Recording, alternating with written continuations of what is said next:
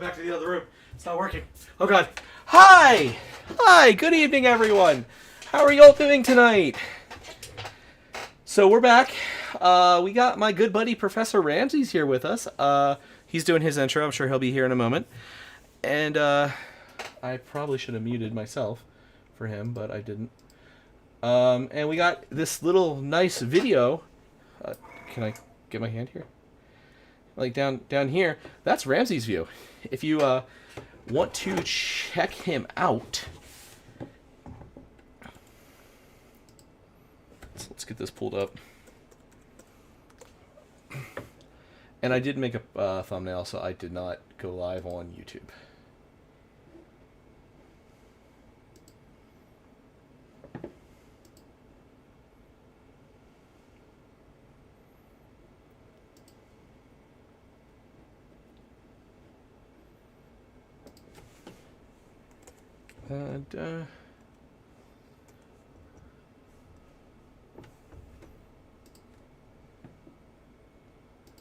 There we go. In both of us. And let's mute. Anyway, we'll go ahead and pin him. We're gonna just do a direct link over to his channel.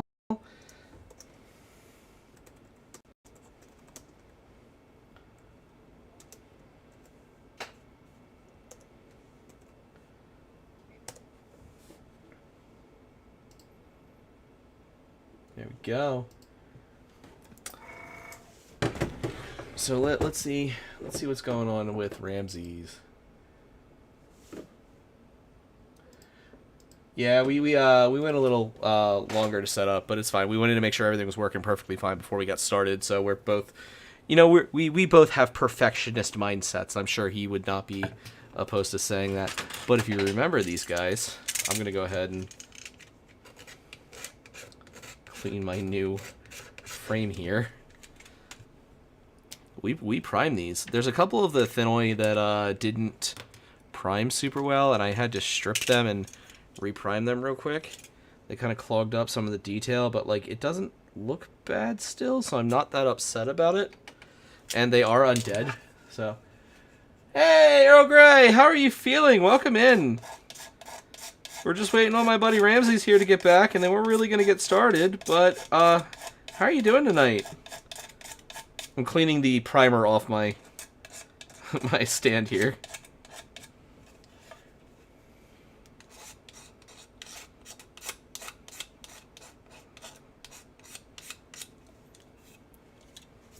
Oh.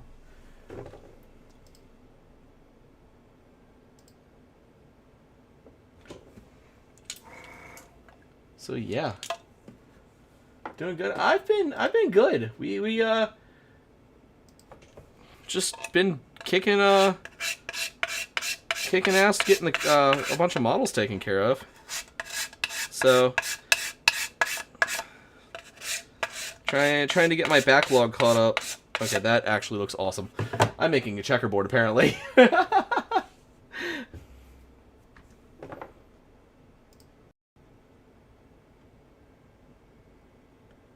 Hey, buddy.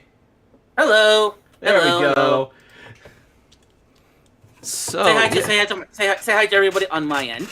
hello. I am, for those of you that don't know, I am Professor Iscariot, Archon of History and Folklore, and we're getting some hobby stuff done tonight, ain't we? Yes, we are.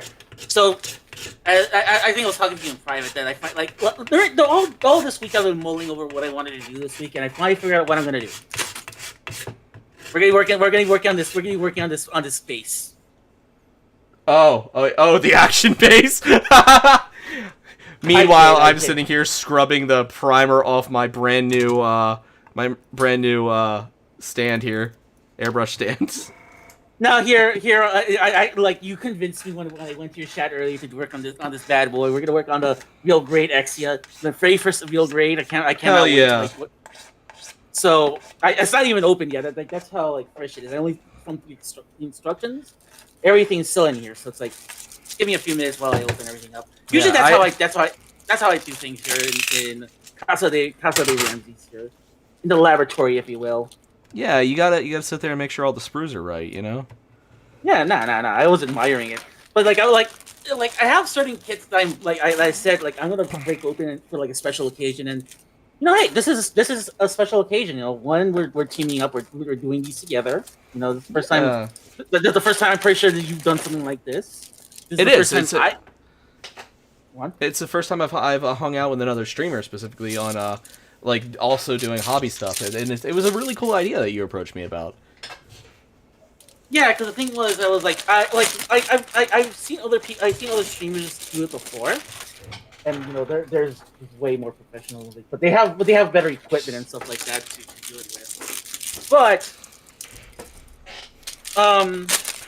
I want, like I said, like when like one of the difficult things I find when it comes to these hobby streams is like it has to be either one side or the other. And we were just like going back and forth as like how would that work, well, we found a way to do it. So, but that's a different issue for later. Yeah, this is one of those things that like it was kind of the idea. Well, you would approach me Monday? Yeah, because I was like Yeah. I wanted to do something. I wanted to do something on my birthday, and I know you wanted to do I know you do like these hobby streams. I know you always have your like Discord open and stuff like that. And I've been wanting to hang out with you anyway. So. Oh, Greg Renee, thank you for the follow. Sorry. Oh, awesome! Thank you, Renee. Thank you for following my buddy too. Oh, you're I can talk.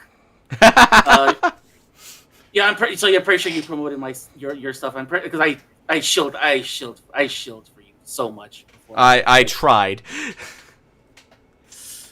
But regardless, yeah, because the thing is, like, I don't have a good PC. Like, that's one of the things I hope that when we can rectify when like the new year comes in, like, at least have some good stuff to like work with. And I was rattling my brain as to like what we can do, because I really wanted to do something. Earl Grey Renee has joined the class. And I was rattling my brain as to like what I wanted to do, like with what we wanted to do, because like. We can play like Among Us. We can do stuff like that. Yeah. We can do all that stuff, but I wanted to do something more. I wanted to do something more, something a little bit more involved, and also something too. It's like low impact on my computer. So I figured this type of a stream would work, and like I said, I was like all. Like throughout the right after I announced, I was like, what do I want to work on? Because I got so much stuff I want to work on. Oh, dude, like I've shown you my backlog before. I have like 100-something Gunpla, and I've got thousands of gaming minis, and I had that same thought, but like this game has been like knocking on my head constantly, so I just Gotcha. Yeah, so I figured, like, what's I'm pretty sure, you have a hard end to your stream. So, so it's like, so it's like, I doubt I'm gonna get this done before you're done. Like, well, I know you're just gonna be. What's up?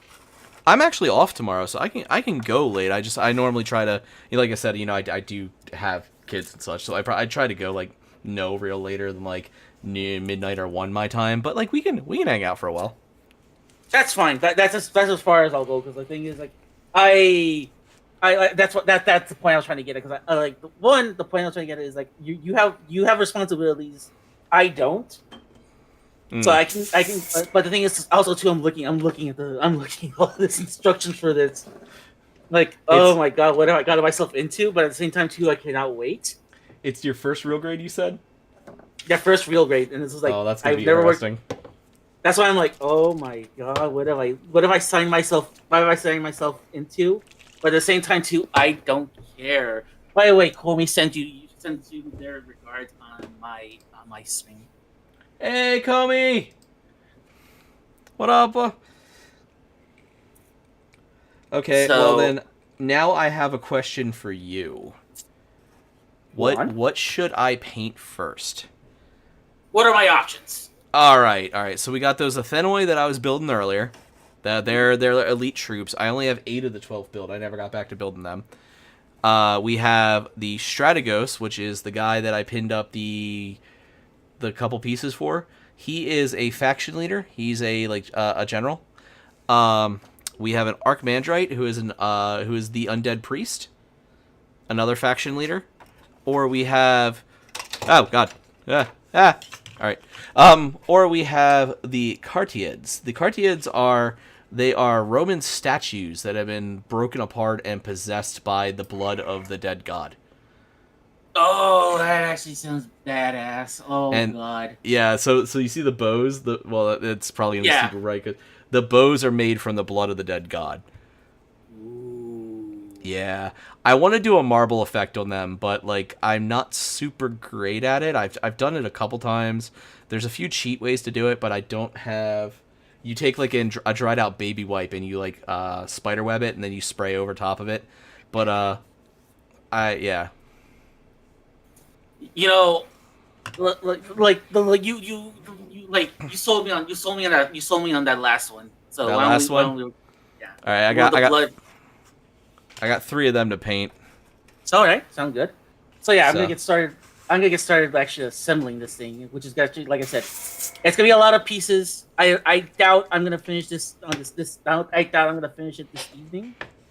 But at the same time, too, that is what I anticipated. I knew what I signed my ass. I knew what I signed my ass up when I decided this kit. I actually was sitting there thinking about. I think I mentioned it to you the other day. I've always I don't remember who did it. It was another streamer I watched that's kind of like us, that was real big into Gundam and like the mecha kits and stuff like that, right? And they got one of their friends on, and they got the same kit, and they raced to see who could build it the best at the end. But they went the whole 9 yards. The painting. Oh crap. They went the whole 9 yards. I just knocked one of my half finished models off. Oh no. One of my Space Marines. It's fine. But they went the whole 9 yards. They did the painting. They did the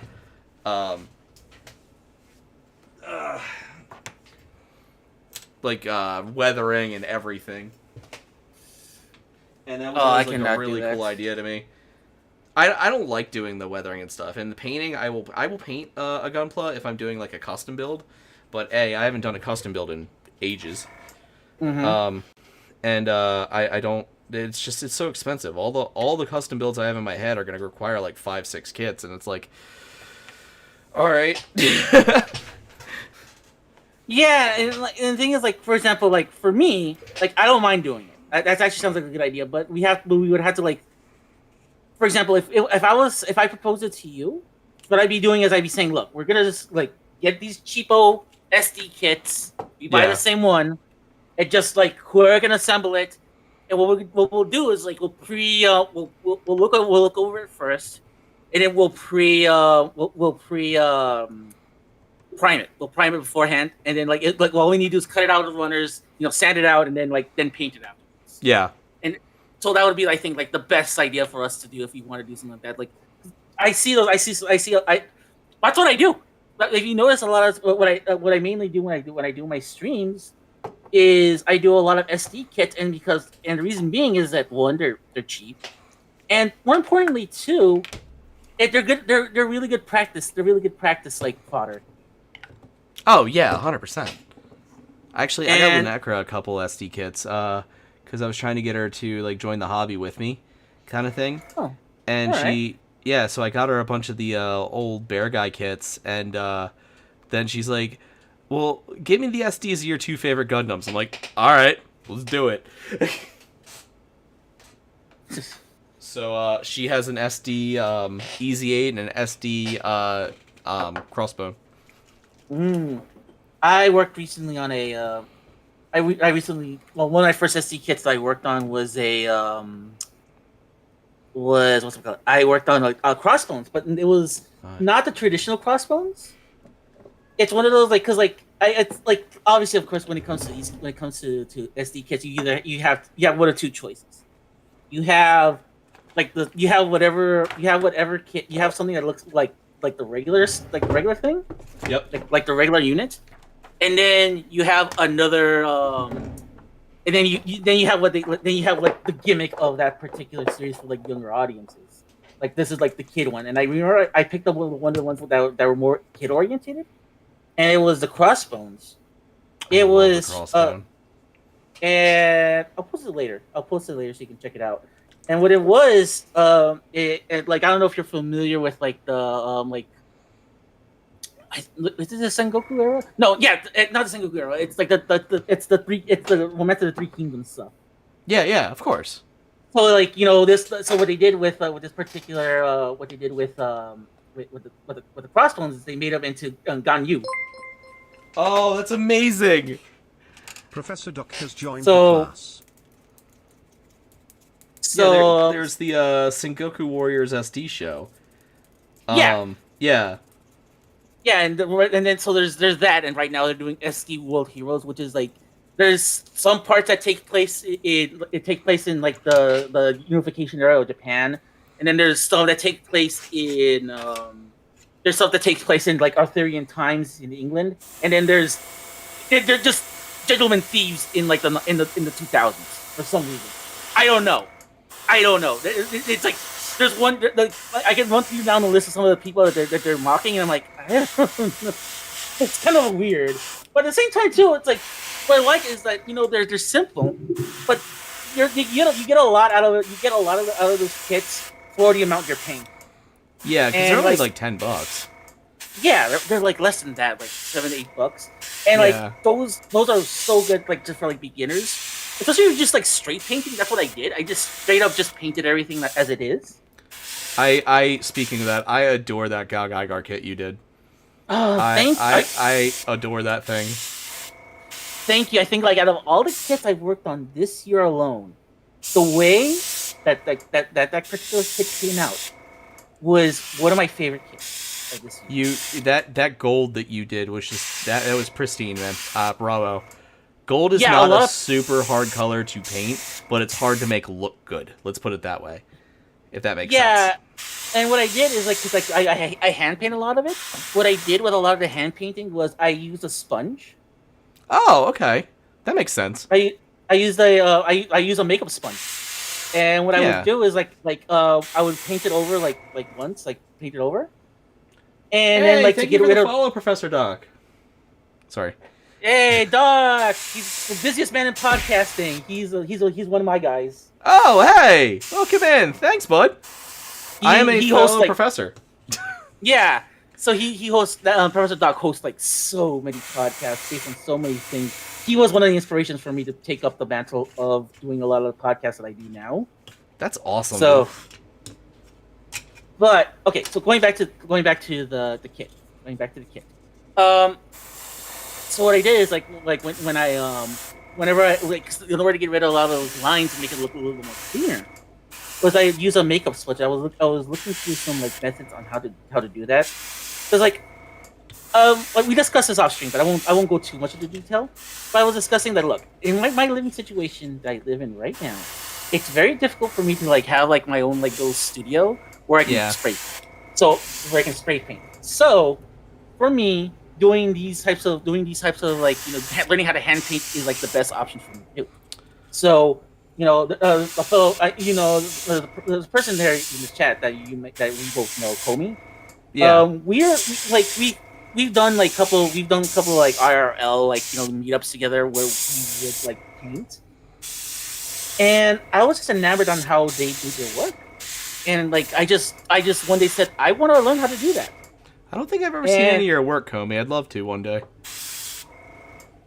I might have. I just can't think of anything. And like I said, like one of the things, and for me, like I said, like I don't have that much space. I don't have like a big old like a place to work on these types of things at all. And but I do want to I do want to take my I do want to level up. So I just researched the hell out of learning how to hand paint. Like I did as much research as I can because like I know hand painting is kind of a commonplace for like model kits, like your not model kits, but, like minis and stuff like that. Oh yeah. There are many effects that you can only get with hand painting. There's also many effects you can only get airbrushing, but there's like ways that to mimic them that like to a person who really doesn't like the average person isn't going to look at that and go, "Oh, that was hand painted or that was airbrushed." But like there are ways to mimic both of them and make everything look really good no matter what. And it's just a matter of practice. And like, you know, like using makeup sponges, like you said, like there's you can use makeup sponges to wet blend, and you wet blend your colors together, and then blend them with the makeup sponge, and then you can just toss a wash on top, and it makes it look like you did like a multicolored shading deal. Oh, that's interesting. Because what I did with mine was like in order to like clean up because one of the biggest problems I had was like paint streaks. Yeah. And I used that to get rid of a lot of the paint streaks. So that actually kind of like helped a lot. That actually did help a lot in the long run. Where, that helped in the long run, in that when I would use that I can like paint stroke, and then get rid of a lot of like those lines out of it, and it just looks a lot way more cleaner afterwards. So well, there's also a way where, at least in miniature painting, there's a way where with these guys, they've got so many like twists and stuff. You push your paint lines over, and you do like 2 or 3 really thin coats, and push your paint lines into like the crevices. So when you take and wash it down, or you do whatever shading, it hides the paint lines. I'm gonna have to I'm writing notes. But at the same time too, like because the thing is like I like I said like I don't have that much space. So like learning how to like hand paint is like the the thing for me. And I really want to learn how to like hand paint it. That's the thing. And I felt like with the Gal Geiger, I felt like all the practice I've been doing because I don't know if I don't know if you were in any of my streams, but I would like. Professor Doc says they're doing all right. Oh, okay. Cool. I watched some of it, but you were going kind of late, and I had to get to bed because I'd work the next day. Oh yeah, definitely. That's why. Yeah. I always say it's like my streams are for the degenerates, the people that are kind of like in the trenches. I mean, it's like I consider myself a degenerate. Some other people might argue that, but you know. But like here's the thing. Like I live in a different coast altogether. Yeah. And also too, like I just sometimes I'm like I just don't want to like stand here. I want to just do something. So I'll just turn on a randomizer, and it's like, okay, we're playing this at like at 2 a.m. Definitely deem me someone work basically hand paint. Hell yeah, Comey, I'd love to see that. Like I said, I don't know if you've shown me before, but I would love to see it. I always would love to see people's like work. That's the other thing. So I'm sorry to cut you off again, Ramses. No, you're more than welcome to. Doing this kind of stuff is like you learn a lot about a person by the way that they like handle the way they paint their minis and stuff like that. Like, you know, there's it's just the way they do things, the way they prefer to do things and stuff like that. That shows a lot about an individual, and it's one of those things that like you can, and especially if with their own style and everything, if that makes sense. Yeah. Yeah, it's like, you can tell it's like someone doesn't like, you can tell it's like what kind of effort they'll put in from the amount from the things that they're doing itself. Yeah. Yeah, and like I said, like I used to just like slapdash everything and use a paint pen. But now it's like, okay, now what I do is I go through the entire rigmarole of like actually like putting primer on it, waiting like at least like I used to just wait like a day just to be safe. This is the last one I was painting. He's been sitting there for like 3 years half finished because I broke the head and I've been trying to find another cheap P Bandai so I could get a fixed head. Oh no. I have it. I still have the head. I still have the head. My middle child knocked it out of my hand and it broke the V-fin. Okay, so this is what you want to do. This is what you want to do. You just have the other piece? No, I couldn't find it. Okay, then never mind. Because I was gonna suggest you using like Tamiya cement. Yeah. Oh, Set I it got for, that. like- so you would you? I Do got that just right set it and, there. yeah, That exact same but bottle. yeah. So this stuff has become a lifesaver for me. This Oh, stuff has hell become yeah. a life. This stuff has like ever since they told me how to use this properly, this stuff has become a lifesaver for me when Well, it comes to like model kits. this head's getting saved for a custom build. Mm. I don't think you did, but So what you definitely want? share. Yeah. So I was gonna say another thing you could try doing is with milli putt. Oh yeah. So, and that's one of the things I'm gonna start. That's one of the things I want to start doing like next year is like start working with milli putt with like different things, because I've been saying and like I want to like learn how to do different things altogether. Like There I you want go. to like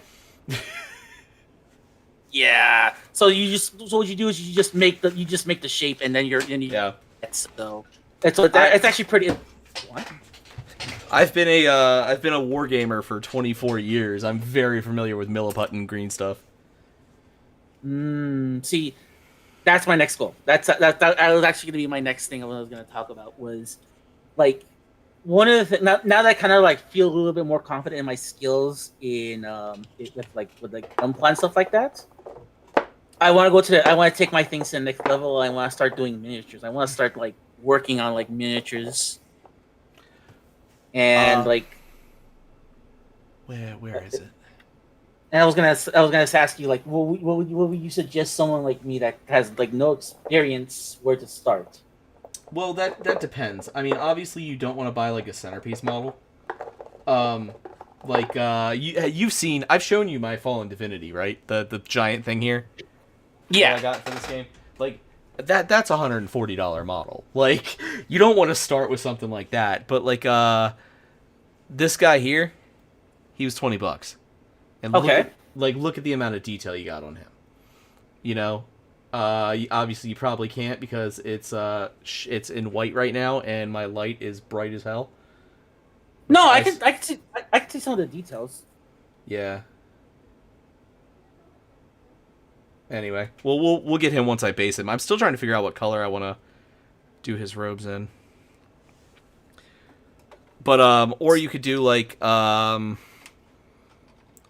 you're like a Marvel guy, right? Oh yeah. Yeah, hold up. Who's your favorite character? I've always liked Captain America. Okay.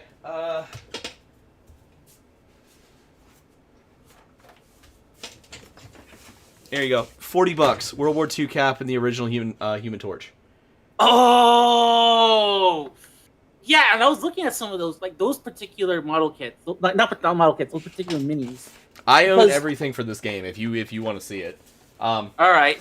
Because there there is one mini game that I've like the hero clicks. But I want to use I just want to take some like hero clicks and just like learn how to paint from those. But I know those are like dirt cheap to find sometimes. Oh yeah, but there's also a lot that are worth a lot of money now. Mm-hmm. Yeah, no. The Crisis Protocol though, that they're actively releasing. That box there is $39.99 MSRP, and you get both those models in there. So like, and they're, I don't. Here's a Koye. Okay. Like that's how big she Let me is. see. Oh, that's actually pretty good. That's actually a pretty good size. Yeah. So like, compare. Here's. I just broke that sword. Like there they are compared to the guy. Yeah, there they are compared to the guys I had earlier. Yeah, like they're pretty sizable. All right, I'll look into that. I will look into that because the thing is, like I really want to step up my painting skills. I felt like after doing the Gal Gaigar, I felt like I got a little bit more confidence in doing a little bit something taking it to the next level. Yeah, and I want to start doing that with that. I want to start like doing. There's a lot of things I want to do in 2024. I want to learn how to do miniatures. Like in particular, I start like I was kind of late to the Dungeons and Dragons thing, so I'm gonna start like working on like. So I think that's where I'm gonna start with like Dungeons and Dragons, and then like another thing I want to learn how to draw. So I'm gonna like to devote like 2 hours a day just like just learning how to draw, and it'd be Oh, like I have long So- since given up drawing, but D&D though, if you want to do that, there's a company called well, you have to have access to a 3D printer. There's a company called Hero Forge where you can make your own character on D&D and then you can print it and you can paint it. Like I have, where is he? There's my Furbolg Blood Hunter.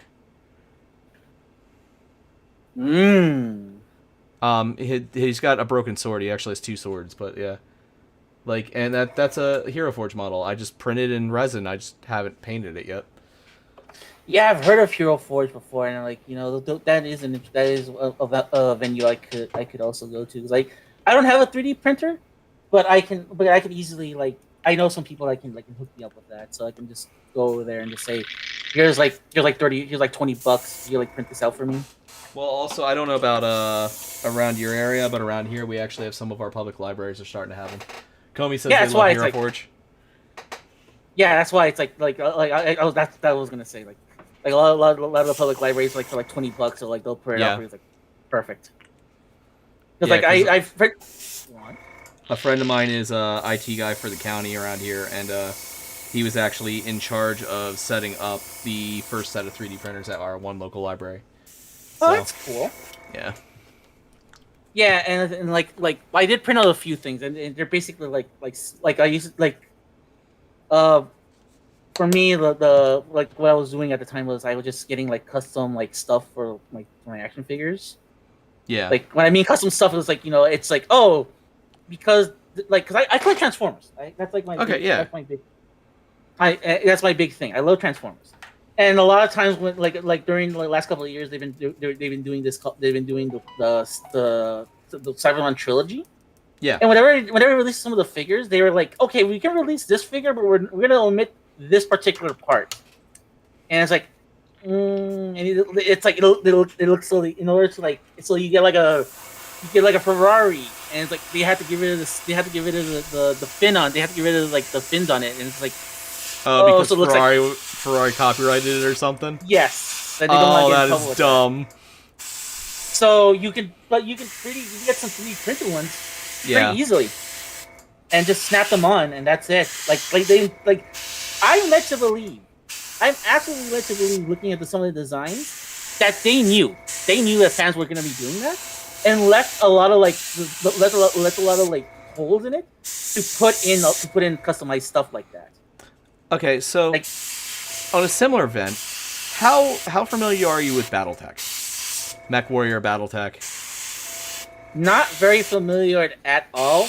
My only experience with it is sadly the old cartoon that they had in the 90s. Okay, well, do you know Robotech at least, right? Yes, I know that. Okay, so a lot of the original designs, the way that they were done, it's a similar kind of situation as what you were just describing with the Transformers. A lot of the original designs were originally Veritech designs, Mallcross designs. Like the Marauder was the Defender. Damn it, the non-transformable robots. My brain is blanking on their name. Destroid. I'm blanking on. Destroid. Yeah. Oh yeah. So the Marauder was the one Destroid, and like the Archer was also another one. The Phoenix Hawk was originally the regular VF1. The Shadowhawk was the special one that Max had that had the cannon that came over his shoulder and stuff like that. So yeah.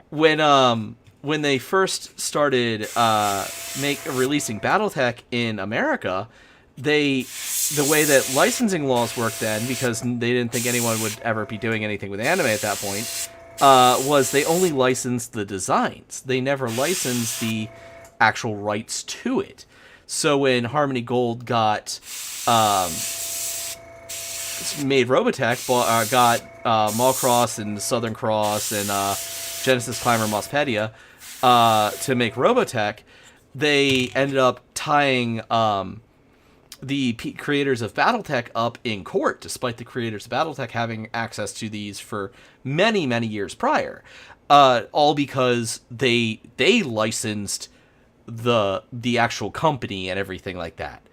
and it was the same kind of thing. So these mechs became known as the Unseen. Just got to hear see Prof is we're both in a mecha fetish. It's fine, Siva. But these were labeled the Unseen because they weren't allowed to use them. They've had redesigns and stuff, but Harmony Gold constantly like comes back and no, you can't use that, etc., and stuff like that. And eventually got to a point where the last lawsuit they had, which was around the time that MechWarrior 5 was coming out, a judge said, "Look, your Harmony Gold is literally one guy who's just being a little shit at this point." And oh my god, I got something to tell you then. Yeah, Come on, finish your story. But a judge finally goes, if I see you in court for this one more time, I'm going to like hold you in contempt, etc., etc. So they can't sue anymore. But for the longest time, they weren't allowed to release these models because they didn't have designs that were different enough from the Harmony Gold models. So when they released the newest set of them, they released parts of them so you could print the original ones. You had the new designs, but there were parts of them so you could print the original ones and stuff. Yeah, that is absolutely what I'm thinking what happened here too. And it's interesting that you brought that up because this reminds me of another court case with Harmony Gold and Transformers of all things. Oh, Harmony Gold is like the people that ruin anything everyone loves. Anyway. But no, it's actually quite interesting. I think that may be this story may go hand in hand with what's going on as well. So, as you know, in Transformers, there's a character named Jetfire. And the original design was a VF1S. Yeah, so Roy Focus, just the one like top 10 designs in my opinion. Chef's I kiss. saw a Camaro drive past me on the road the other day that had all of the stickers of the VF1 on it. It was painted the same way. It had the side stickers. It had, oh my god, I loved it so much. I wanted to chase it and take a picture of it, but like I had the kids in the car. Anyway, you were saying. So what they were doing is that one of the things that they did was at San Diego Comic-Con, what they did was they had they were releasing these specialized versions of some of those characters from Transformers as G.I. Joe units. So what they did was they converted the Sky Striker into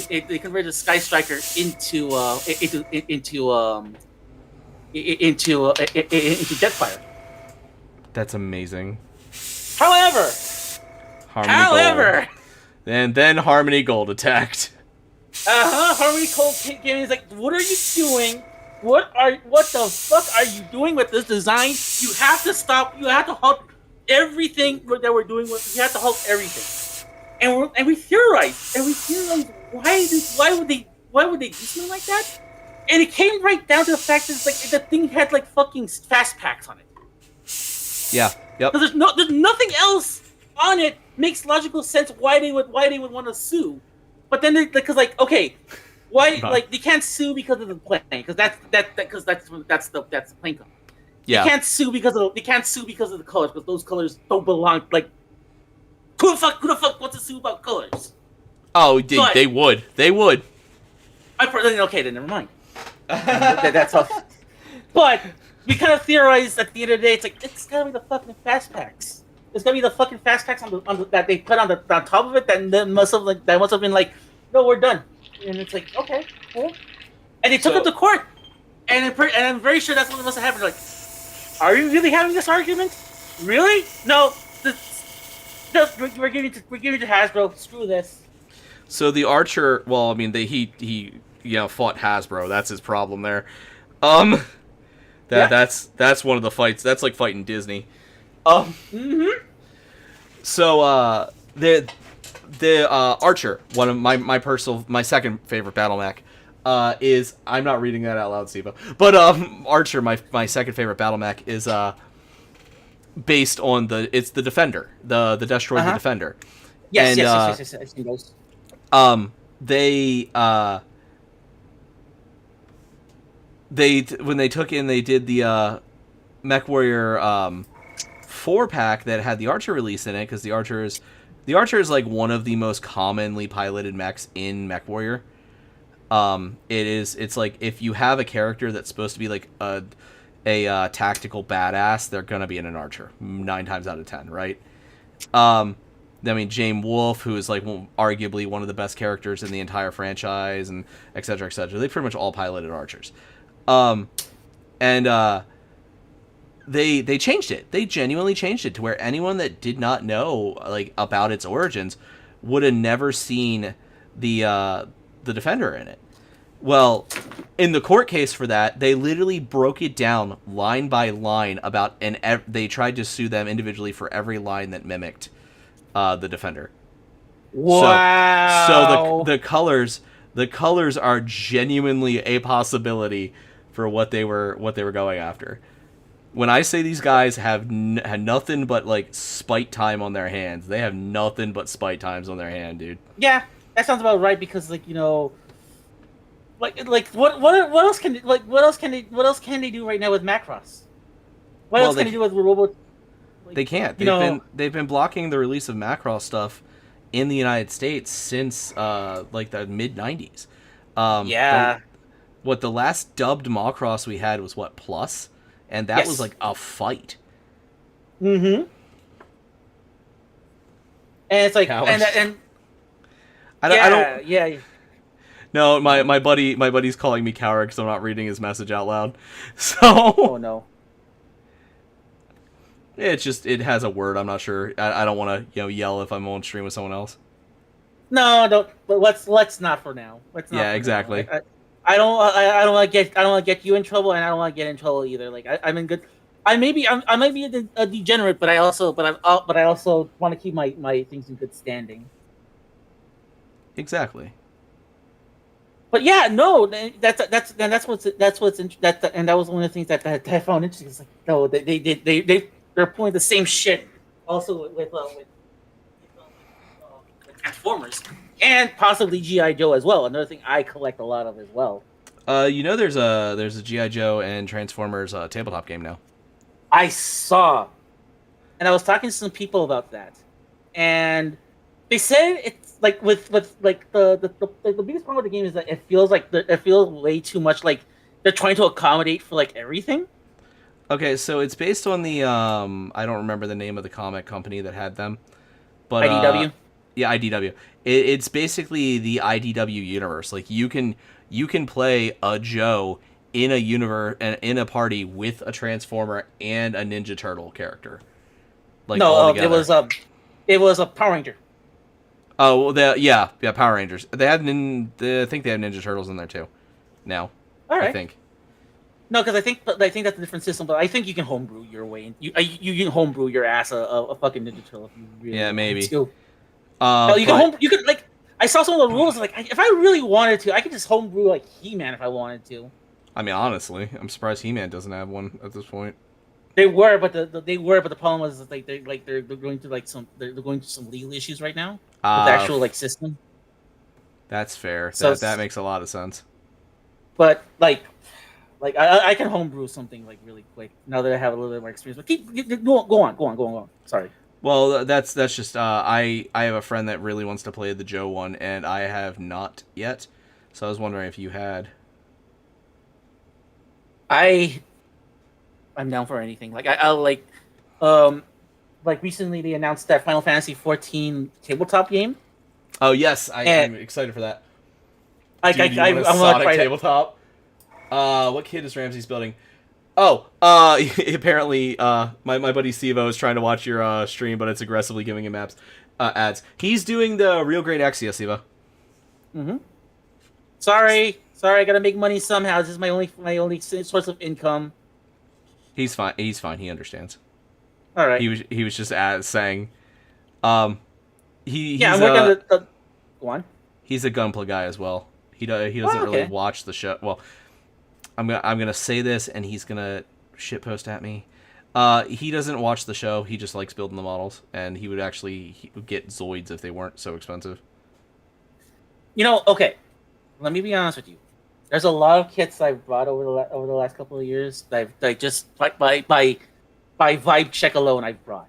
Like I've never seen any of the series, but by vibe check, like, okay, this unit looks so awesome, I will buy it. And a lot of it is the Build Fighter stuff because that's what they were designed for in the first place. Yeah, yeah, yeah. Like The literally the show is a cartoon or a advertisement for the kids. yeah. Yeah. And so basically, I saw some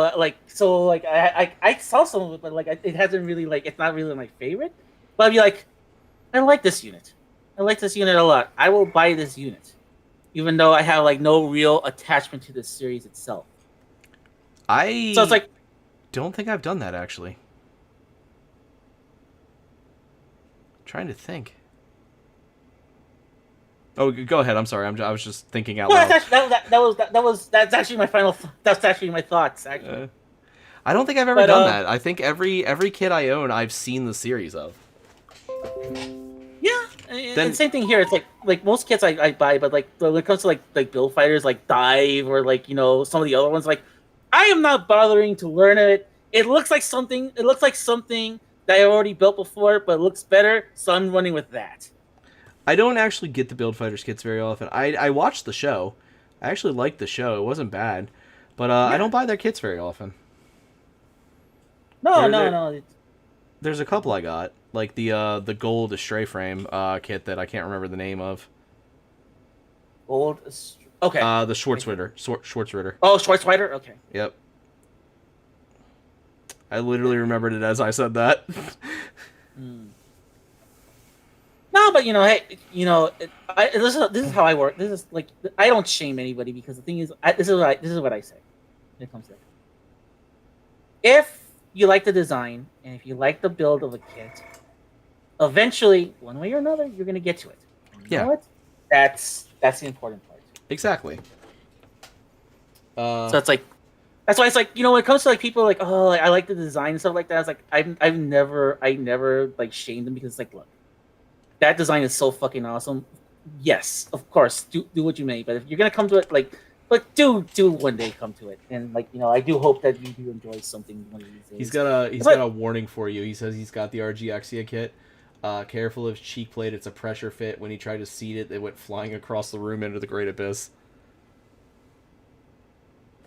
The green. Thanks the a green, lot. Yeah, the green plate. Oh, thank you for the warning. Thank you so much for the warning. I would be the person to launch that across the room. No, like seriously, that would be me too. Because like if something falls into the ground here, like that's it. It's like it's swallowed up by the abyss. And I ain't seen that until I vacuum. I hear a weird noise. And then you got to go digging through the vacuum. Exactly. One?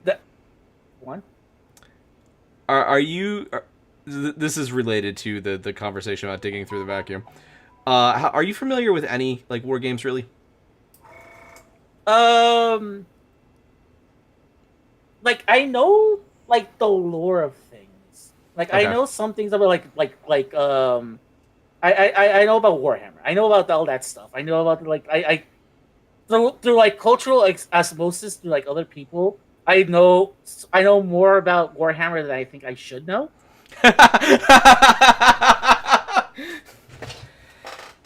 Such a tiny piece, didn't even bother trying to find it, he says. Oh, God. Thanks for the warning. There's this game I adore. Unfortunately it's not very popular in my area anymore, and but it's called Malifaux. I've talked about it a couple times on my stream, I think while you were there. But it's a Victorian era steampunk western with Lovecraftian bent, right? You have my attention. Yeah, it's okay. So I'll give you a quick run. Well, here first of all, Malifaux was notorious in second edition when they first started doing the plastics for like weirdly unnecessary tiny pieces. To one of the masters, his name is Jan Lo. So I own everything that was out for the game at the close of second edition. I haven't bought a lot in third edition yet, mostly because, like I said, there's not a lot of people that play in the area, and I don't really have time to get out and try to find go to other game stores to try to find games. But I played primarily the undead faction because I primarily play the undead faction in almost every game I play. Mhm. And one of the masters is this really, really old Chinese guy named Yan Lo. Okay. And he looks like crap, what's his name? The old kung fu master from that's helpful, I know. He's like the stereotypical old kung fu master with the long beard and everything like that. But Yeah. his whole thing is he summons his ancestral spirits back to do a fighting for him. And that's like his whole thing. He's a spirit medium. And Okay. but his mouth and his beard were separate pieces. Whoa. So and this character model he's on a 30. Where is my closest Malifaux model? Hold on a second. That's fine. Take your time. He is actually Chinese, Sivo. Shut up.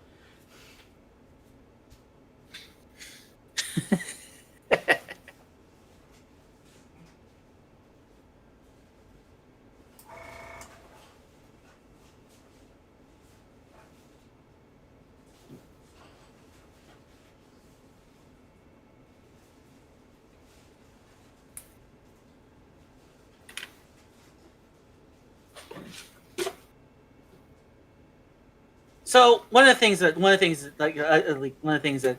Professor Iscariot is getting things ready. One of the memes that we have here on a Discord I follow is we usually put like a figure of something, and we usually save all of our we save all the stuff, all of our shavings right here. So as you can see, I have here Jinx from League of Legends because she's actually one of my favorite characters. You know, I don't play the game, but I actually like the lore and everything, and she has a cool design. So I figured I put her in here. She's guarding my nibs. Oh, I need that. Yep. I'm an adult.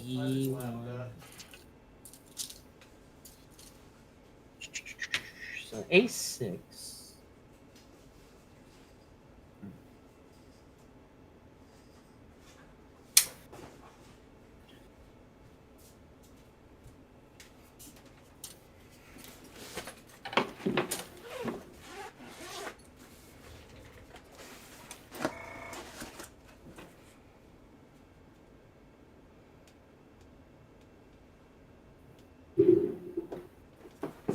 Okay, so here's another character that's on the same size base as him.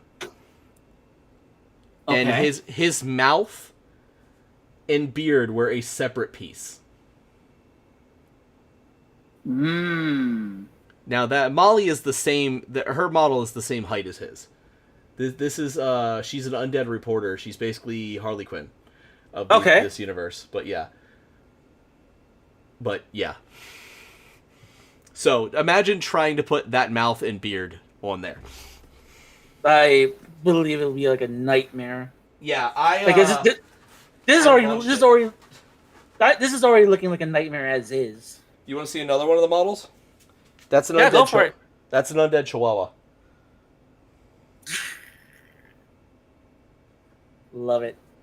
That's an undead Chihuahua. That is legitimately a model that I painted for this game.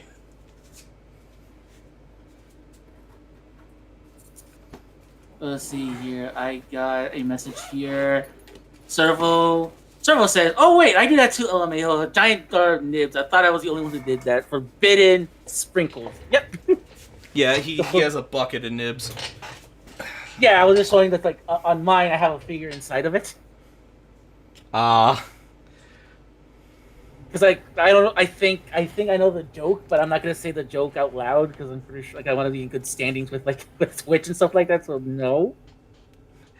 I don't know. I was told to start saying more unhinged shit on stream, but I don't think I can. Me neither. Even here's the thing. I won't disclose my age, but I'm at the point where it's like, look, I'll leave the unhinged bullshit to other people.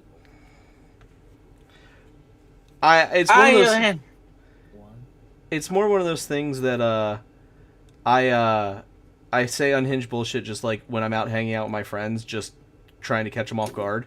But like I can't do it while I'm on stream for some reason. I just can't bring myself to do it. Yeah. Yeah, and thing is with me, it's like I like when it comes to like saying weird stuff. It's like it's not that I don't want to. It's just like, what's the use? Like I like workshopping my weirdness. Also, weirdness happens like right on the fly. Like It's organic, yeah. yeah, you cannot force it out because then you start to look like a then you start to look like a dweeb. I know That's you what have. happened. I know you have no shame, Sivo. Sivo is one of my best friends, like IRL. Yeah, they're in my chat right now. Yeah, Embrace the degeneracy. Yeah, very good dude. I would, but I don't want to like. But I kind of want to save my energy for when it really matters. So, so no, I mean, going back to what you were saying about about someone you said you were just like about that game you're telling me about. Like, I know about that game. I knew about that game about the Alpha? about the no about the GI Joe and Transformers one. Okay. Like I have my ear on everything, so like I absolutely knew like what was going on.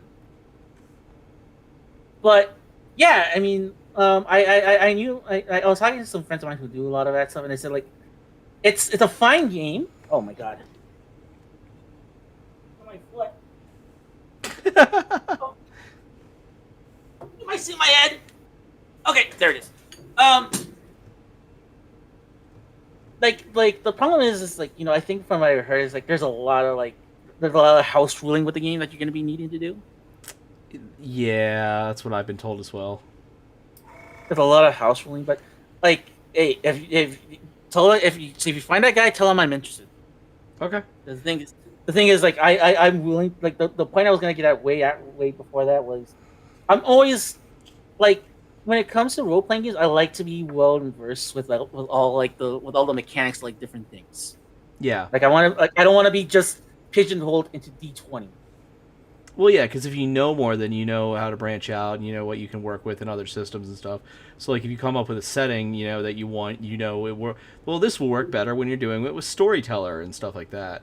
Yeah, so that's why it's like one of the things where it's like I would like to, because like again, I love all those franchises, and like I love some of the concepts that they have, because it's like again, you're talking to a guy who grew up with that type of stuff. You're talking to a guy who still collects all that stuff, and for me to actually like have some sort of story. RPG. Sorry, I was just reading chat. That's fine. Let's see what my chat's saying. You need to have at least be a little weird. I try. I'm one of those types of people, Doc, that I like volley. I'm one of those types of people that volleyball that likes to play like volleyball with people. Where it's like I work off other people better than I do by myself. This is why I'm having a lot. That's why I'm way more active now when I'm with Iscariot than I would like by myself. Yo, same though. It's way easier to just keep the chatter going when you got someone to bounce off, Mm-hmm. Yeah, and it's like like, and that happens all the time. It's like and this is why like I don't want to be like, oh my god, you guys have to keep on being here. But it's like one of the things where it's like one of the things is like a lot of times especially when I'm working on these kits is that I do is I just tell like I just have my tablet here on the side, and I just turn that on and turn on a podcast and just listen to that. And if someone says something in the chat, I'll say something, and then like what I'll do too is I'll have like music playing, and it's like whatever. Yeah, I normally. Oh, good. No, I was just gonna say like usually I would have that playing while on the side where no one can listen to all the degenerate shit I'm listening to on a podcast. They I'm listening to that. So, I mean, I listen to like a lot of I don't know if you're familiar with them, but Last Podcast on the Left. yes, I've heard familiar with them. Okay, I listen to them like religiously. So I would be like sitting here with either like an audiobook or that going. Like when I'm painting not on stream, I either have like an anime going in the background, because basically my painting stuff I was kind of describing to you before. My painting stuff, I have a NUC, which is a little Intel PC, The other day, decided to drop a skull. Yeah, yeah. Hold on. Did you see the thing Sivo dropped on me the other day? No. All right, hold on. He wants me to paint this. I just haven't yet. Here you go. Oh. It's a dice tower he 3D printed. Whoa. And someone redeemed drink water. Give me a few minutes here. Let me stand up and let me drink some water here. So because my water bottle's on the other side. So let me do that really quick. Also gives me an opportunity to stretch. So give me a few minutes here. Don't go away. I'm not gonna take you BRB. Yeah. But yeah. I don't know if you can still hear me.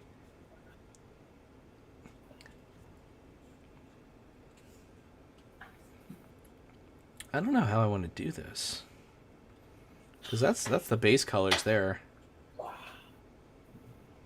I think I know how we're going to do this. All right.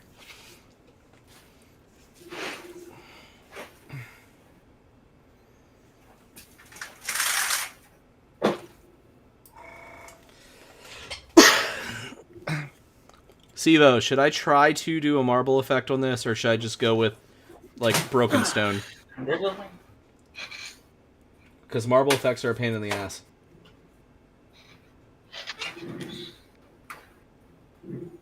All right. I'm back. Yeah, what exactly are they? They are statues that are, statues possessed by the blood of a dead god and, turned into archers for... The purple stuff is the blood of the dead god controlling them. Ooh, yeah, that sounds metal. That is absolutely metal. So in this setting, basically, you had the primordial gods. The primordial gods, it's kind of like a, like Greek mythology kind of way, where the primordial gods were, dickheads, and they were. Of course. Yeah, of course. I mean, that's pretty much all religions, to be honest. And for those of you that don't know in Ramses' chat, hi, I do actually have an anthropological religion degree. But and you're talking to a guy who hosts a podcast about that primarily about that type of thing. So I was like, yeah, you saying, that checks out. Yeah, but it's true for most religions actually. Like there a lot of them have that style of the primordial god and etc. And then his children, one of them betrays the primordials. Like that is a very common story in mythology. Well, same kind of thing here. So the three gods basically create this world called Ea, and they rule over it. What are we? Found out the side banter can work really well with your paint stream since. Oh yeah, that's what I was saying. Actually, it was it's been helping my paint streams because otherwise I just kind of sit here with music on and don't really pay attention. But like I've been sitting in the Discord and you could jump in too whenever you want to as well, and people can just like jump in and chat and stuff, and like we just got the side banter, so it's kind of like just hanging out, kind of like. I made the joke about it's my own podcast about nothing at this point, but it's not a podcast. But anyway, what I was saying was so these gods overthrow the primordial gods and they lock them away. Well, Halza, the god of humanity and the neutral of the three, because it was like the god of life, the god of war, and the god of humanity, becomes semi-mortal. He's still immortal. He is still immortal. Still like a deity, can't die, but he wants to be worshipped and ruled. So he goes and creates what they call the Old Dominion. It becomes a god king.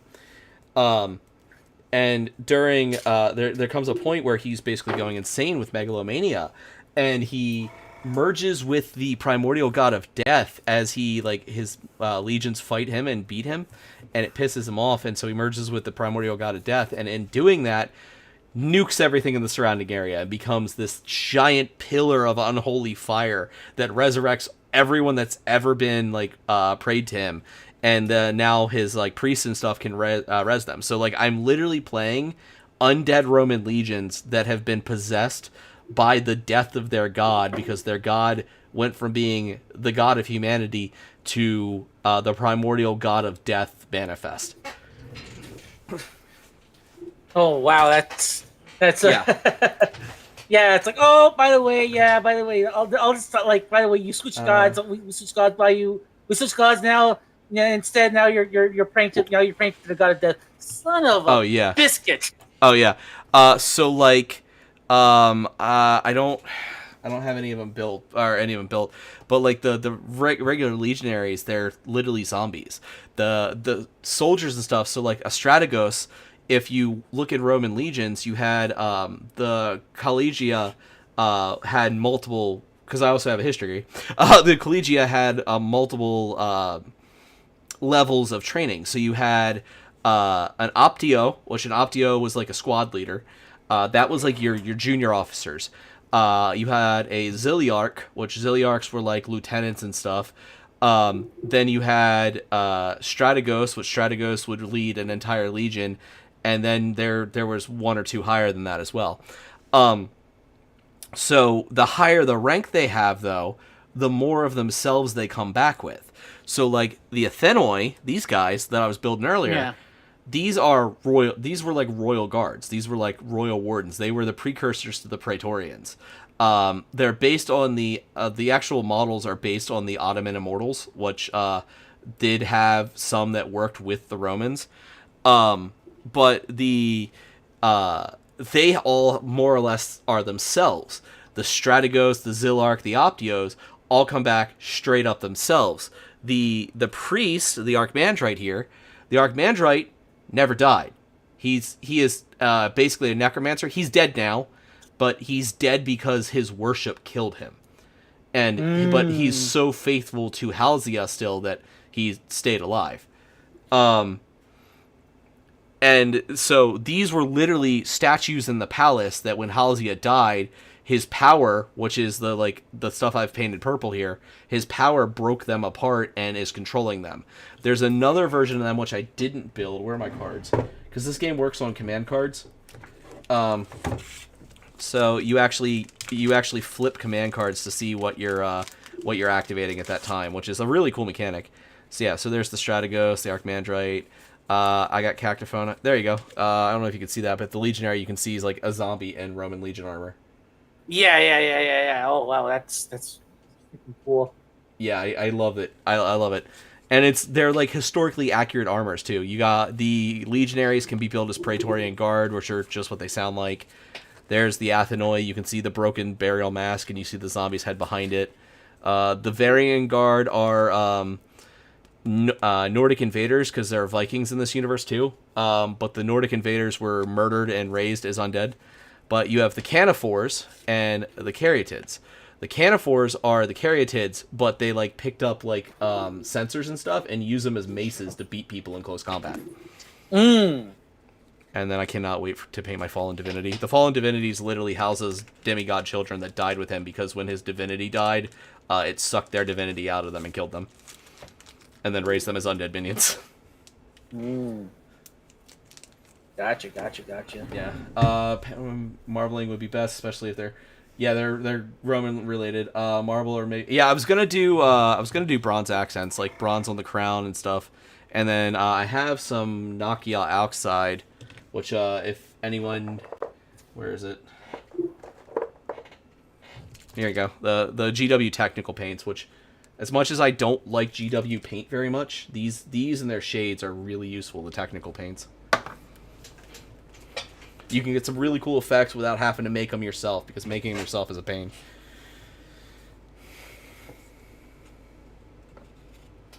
I need Grey Coat Gray. And the last place I checked, that's where it always is. Yeah, exactly, Blue. What's up, buddy? Hey, Blue. What's up, dude?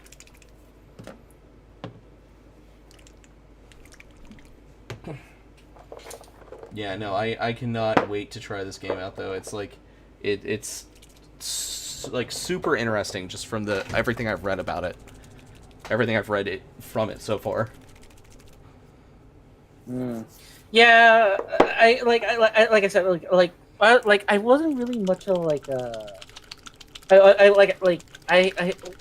thing is, okay, I have when it came to like tabletop games, like I grew up in a place of the world that didn't have like access to a lot of that type of stuff. So I was kind of like I knew some of the stuff through cultural osmosis and stuff like that. Like I knew about Dungeons and Dragons, like I used to watch the cartoon all the time of Dungeons and Dragons. I played the Capcom games. I love the Capcom games. I think they're some of my favorite beat 'em ups. So I knew like some of the concepts of D&D and stuff like that from that stuff. And it wasn't until like a year or two before the pandemic hit that I started playing the game. That I started learning it. That I actually sat down and actually learned to play the game itself. So I never really had like I never really had experience with role playing games. So this is all is fascinating to me because it's like it seems like because it feels like a part of it seems like a part that I missed out on, and that I should have been part of from the very beginning. And I'm always so interested in hearing like these different systems and different games and stuff like that. I told actually the story of how I got started in role playing games earlier today. I don't know if you were there for that. The uncle that got me into Gundam actually. So my dad is he's a truck driver by trade and everything, but like he was a very closet like nerd, and he grew up in like the 70s and 80s. Because like I haven't tried to hide. I'm a product of a teenage like situation. So like my parents, I was born a couple days before my dad turned 20. My mom was in her senior year of high school, early in her senior year of high school, and but he never tried to, or we're gonna see how that looks before I do more of it. He never really tried to hide like the nerdy stuff from us, but he never really sought it out. And then my uncle gets back from the Marines, and he goes, "Hey, remember how you used to play D&D all the time and stuff?" to my dad, and I'm like, "Wait, you used to play D&D?" Because at this point, I didn't know what D&D was. And he bought us. He was like interested in it and stuff, and I was still young, and I mean he talked about stuff like it before, but I never put two and two together. Well, my uncle's like, "All right, well, I run a campaign, and like let's get the kids involved and stuff." So my dad goes and tries to find his first and second edition books, and this is right around. This is right around the time third edition's coming out. Mm-hmm. And I don't like the way that looks.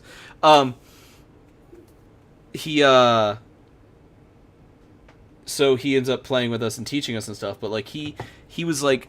And then I got talking to him about it later, and he's like, "Yeah, no, I used to love that kind of stuff, but he was in the era where he got severely picked on and stuff for it, and so he like went more towards being the car guy and stuff, and just in general, like he grew up in the Southeast, so like all that stuff, in the 70s and 80s, and But he was always very supportive of all of us doing it and everything. So, like, as soon as we did that, at that point, I was already playing the Pokemon TCG. And for my 6th birthday, he got me a starter deck for Magic. Magic the Gathering. Okay. It was the Portals starter set, which I'm not allowed to play card games anymore, but that's another story.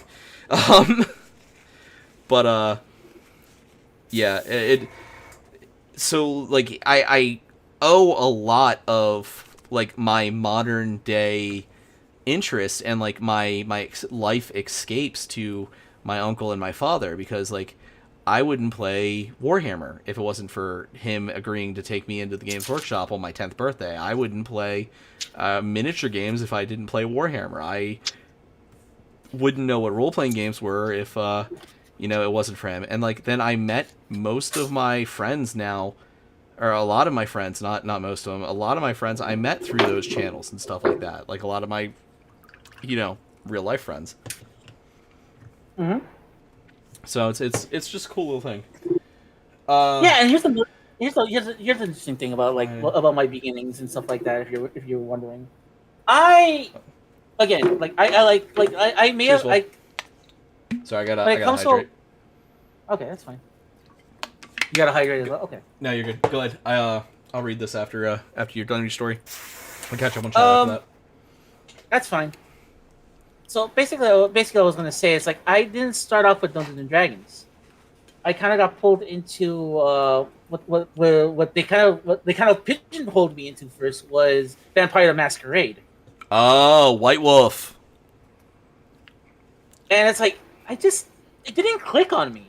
it didn't click the way I wanted it because I felt like a lot of it was like, and I said this. I think I said this on my on one of my podcasts that I hosted. I felt like I was stuck in an episode of Game of Thrones, and I was like one of the ancillary characters.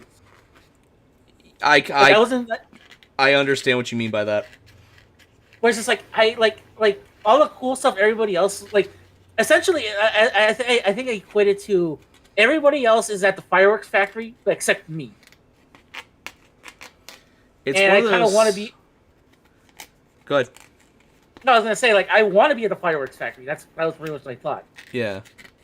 It's one of those things too. Like that's a hard one to throw you into the deep end because like it's a lot more role playing oriented. And from my experience, like new players and stuff are kind of iffy on the role playing aspects at first. You know. Mm-hmm. So like the White Wolf system really it rewards roleplay quite heavily. Mm-hmm. White Wolf systems can feel weird, true. Hold on, let me capture on chat real quick. Fine, annoyed at DVD archive. Just finished doing some Phasma Point and Loon. We're doing good. We're doing good. I think this is going great. Dude, that's awesome. Thanks, Crummy. Enjoy the lore and story behind games and stuff. Must distance yourself from the PvP. And yeah. Sivo will ruin all of our friends' lives if he gets into PvP. Nope, way too much. He's incapable of going half-ass on something, and it's kind of a problem at times. It helps with other things, but he's incapable of going half-ass on other things. Which, I mean, I'm the same way about certain things, but not to the level he is. Yeah, I'd love to hear the story how you got into tabletops, Comey. Where is my Seraphim Sepia? There it is. The warm fuzzy kind of talk. Yeah, so the White Wolf system is actually one of my favorite systems. Kinda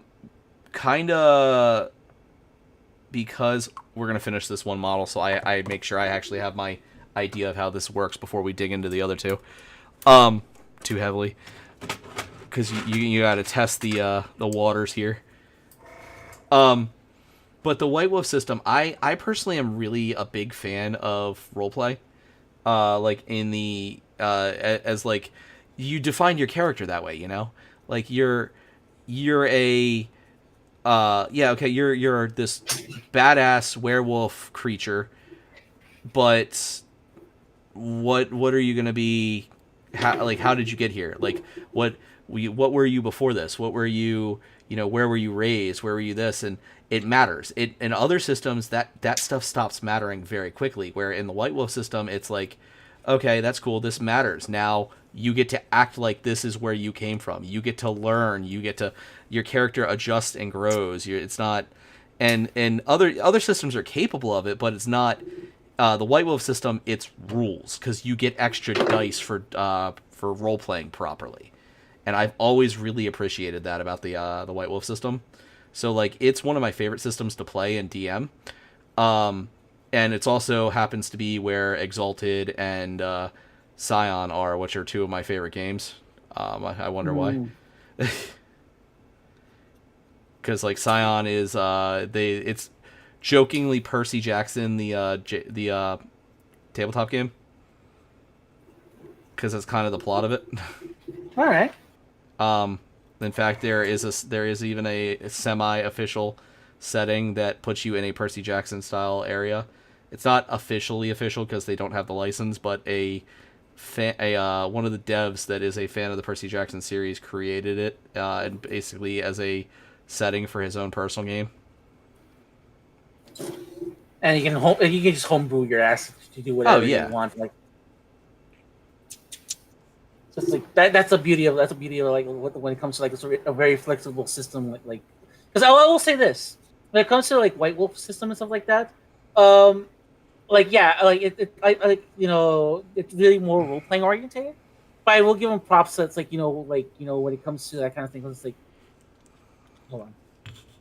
Well, that's simultaneously a boon and not because it's more role playing oriented, but because of that, it's also more open ended on the rules. So you have a lot more dumb things that can happen with the rules that you need to buckle down on. But like also, it gives you so much more freedom, and I personally, that's what I like about them.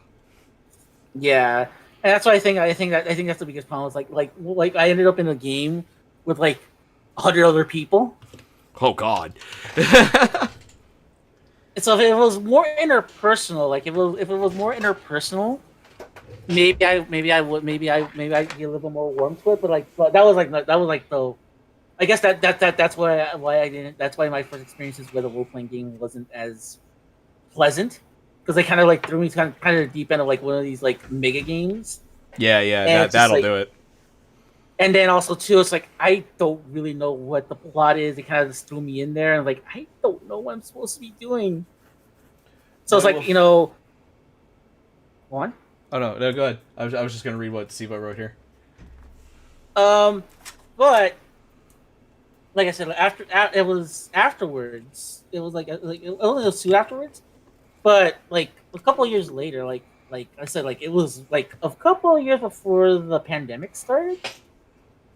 That's when I started learning. That's when like a friend of a mutual friend of mine, not mutual, but like a friend of mine said, like, hey, I'm running Dungeons and Dragons. Would you like to check it out? I was like, yes, I would. And they sat me down and they kind of explained to me like, okay, this is what you need to do. This is like the stuff that you need to do, yada yada yada. And and it was a lot more fun because like I got to because one, it was a little bit more interpersonal. It was between me and a couple of friends. But I think more too, it's like like I kind of like got to forge my personality as I went, as I went through this. And because like I remember my first character I rolled, which was Nobel. She was a she was a bronze not bronze tiger. No, a bronze lion dragon. She was a bronze dragon. Dragonborn. Yeah, a dragonborn that she's seen a lot of war. Like she's essentially a mercenary, but she was kind of like the story I wrote for her is that she was kind of like the biggest like of the group, and she was kind of like an outcast because of it.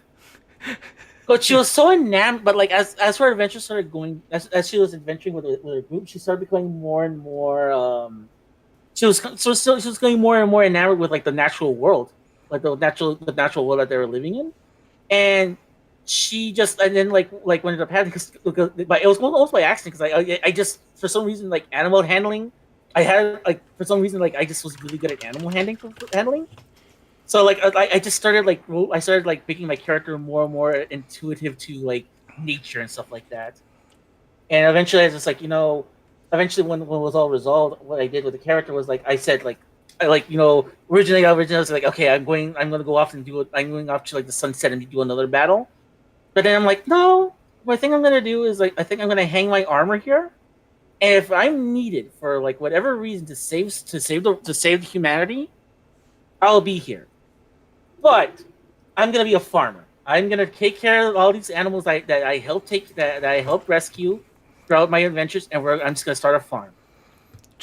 I mean, that's a perfectly reasonable way to go after doing all those things.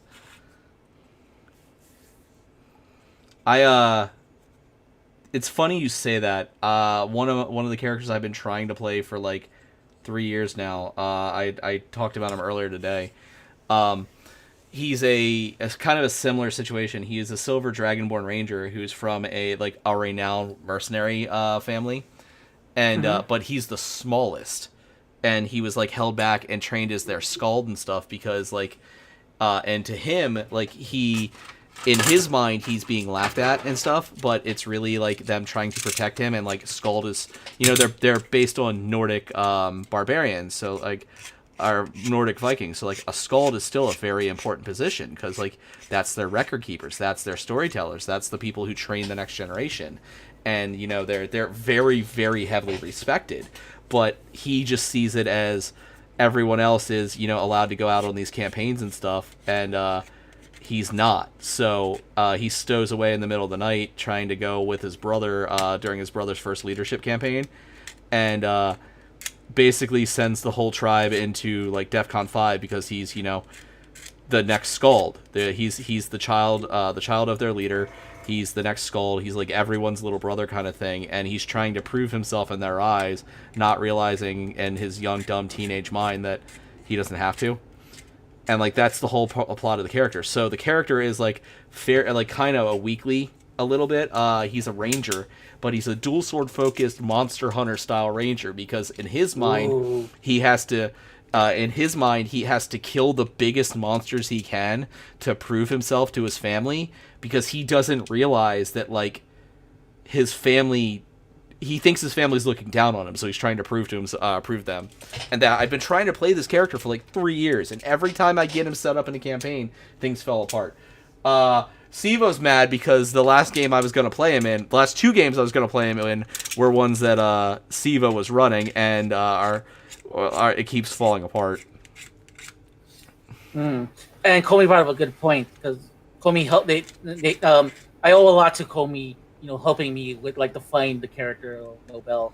They said like they helped me a lot in helping with the gender identity stuff. Yeah. So I really appreciate their help in getting finding the voice of the character and stuff like that, and eventually it all worked out at the end. So, but thank you, Comey. Thank you for reminding me of that. Yeah, it's great if you actually can go down those paths, but you gotta really know your table before you can go down those paths. But yeah, Siva says, White Wolf really loves their social hierarchy and can really fuck you if you talk to the... Yeah, that's true, actually. There's a worse game than White Wolf for that, though, and that's, have you ever heard of Legend of the Five Rings? No, but, already that sounds like a red flag, but go on. Legend of the Five Rings takes place in, Warring Kingdoms era, in a setting based on Warring Kingdoms era Japan. Legitimately, you can be executed for not talking to clan leaders and stuff properly by the rules. If you fail a social cue roll, you can actually, one of your the random things that can happen to you is that you've pissed off the Lord and they have you executed because it's based on feudal Japan. So you got some of the clans you play actually get bonuses because the clan that mans the wall, because there's think about the Great Wall of China, but it's between the quote unquote civilized lands and the lands where all the demons and stuff live. They're considered super barbaric, so they get a pass on a lot of the social faux pas. The clan I like playing is the Scorpion clan, which they were ordered. The original emperor ordered them to be his underhand. So you've got the lions, which are the Imperial Guards, and they're his right hand. Well, the scorpions are his left hand. They're the hand you never show people. They're the hand that's willing to do the dark things so people don't have to tarnish their honor. And that's my personal favorite clan to play in that game. But yeah, so we have had situations where we didn't bring enough tribute to a lord, and we had to escape because otherwise we were going to be put to death. Oh, wow. Yeah. Hey, what's up, man? What you doing? Oh, we didn't bring enough mirth, didn't we? Shit. On the other hand, though, we also have the situation where my buddy who's playing a crab clan, who is the aforementioned wall holders, there he didn't bring anything because it was kind of a surprise that we were going, and the rest of us all were we had something of a heirloom or something we could give him. So he goes, I'm gonna give you a haiku, and he sits there and he thinks for a second, and I mean, to be fair, he was fairly well drunk at this point, but in real life, no, and he just goes, sit on wall, we do. Crab, I pinch. And everyone started laughing. And the Lord's because you're a crab, we'll accept that. Because that was articulate for a crab.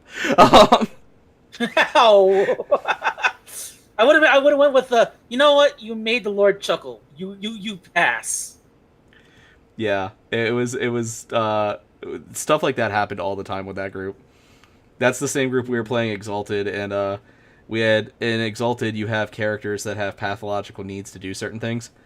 If you're playing Solar Exalted, well, his pathological need was he was basically a pathological kleptomaniac.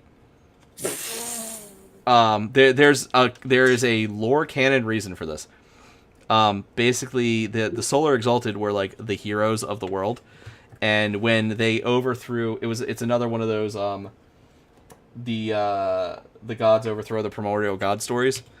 And when they overthrew the primordial gods, each of the gods empowered mortals with a fraction of their power to be their foot soldiers.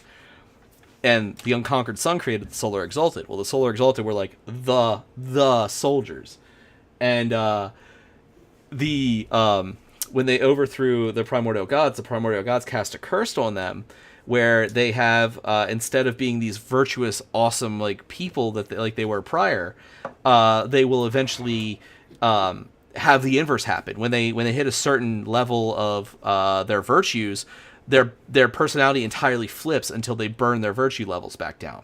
So like a truly altruistic person will become like the most greedy person on the face of the planet and stuff like that. So he's playing a Nightcast Exalted, which Nightcast Exalted were the thieves. They were the subterfuge people. And the Nightcast, one of their traits is that you can take basically for easy character creation is that they are kleptomaniacs, because that is how the flaw presents itself in them. So we're standing there talking to an alchemical exalted, which are souls that have been put in cyborg bodies by the one god, and their souls are in gemstones.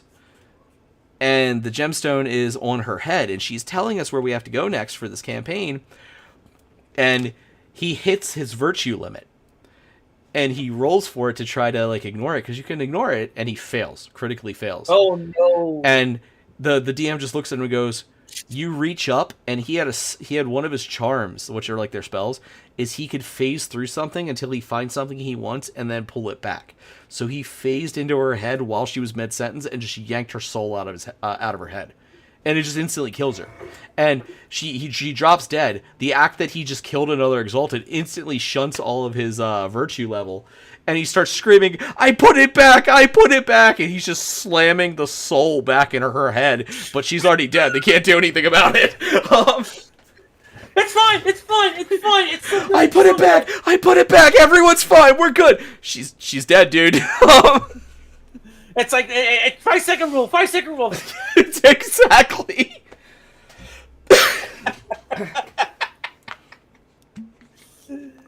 It's so good. It's so good.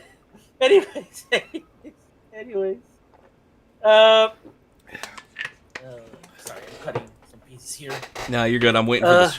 I'm waiting for this wash to dry. I don't want to dig into the other two until I know my color scheme's going to look good. I underestimated how long this is going to take me. It's a real grade. I thought I'd at least get like one of the legs done by now. But no, I'm like not even halfway done yet. Real grades are just 1/144th scale perfect grades. Yeah. I'm learning this the hard way. I'm this not complaining. That's right. You said this is your first real grade. Yeah. Only reason why I didn't buy them, because at the time they were just way too expensive. But then all of a sudden, like Amazon had the Xe up for like $20. I'm like, okay, you're gonna come with me. Okay, you're gonna come at me with Exia, and all right, fine. And then I think like what not Black Friday, but it was one of those weird Amazon like special days where they were giving away stuff, where they were having specials. That's when I brought the Wing Zero for like another $20. I'm like, I'm definitely afraid of working on that one.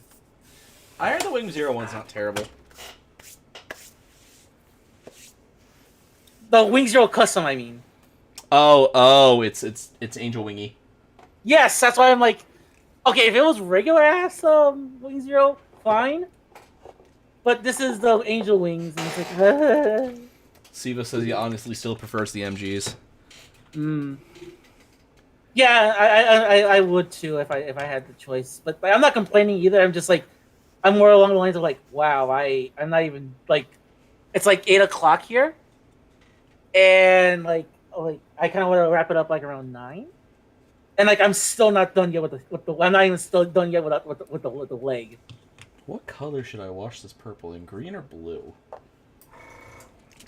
Homie says here, God, I miss my half elf paladin so much. I really miss Furion.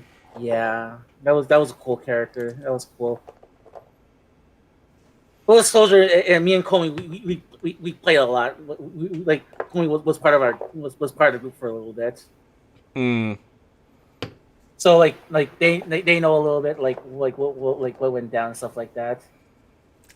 And like I said, they helped me a lot when it came to like my character, like honing it in with like how they did it, how they how to make it work and stuff like that. Professor Doc says I still have the real grade GPO 1. I still haven't tried to build it. Siva just says he also has the RG Wing 0. It's not bad. It's a pain in the ass to pose. In the iconic Buster Cannon pose, though. Yeah, well, that's always a pain in the ass. Mm-hmm. That's a universal constant for all like for all like Wing 0 kits.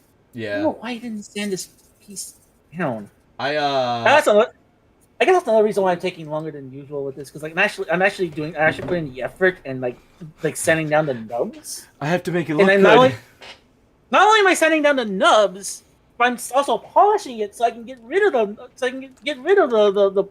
nubs.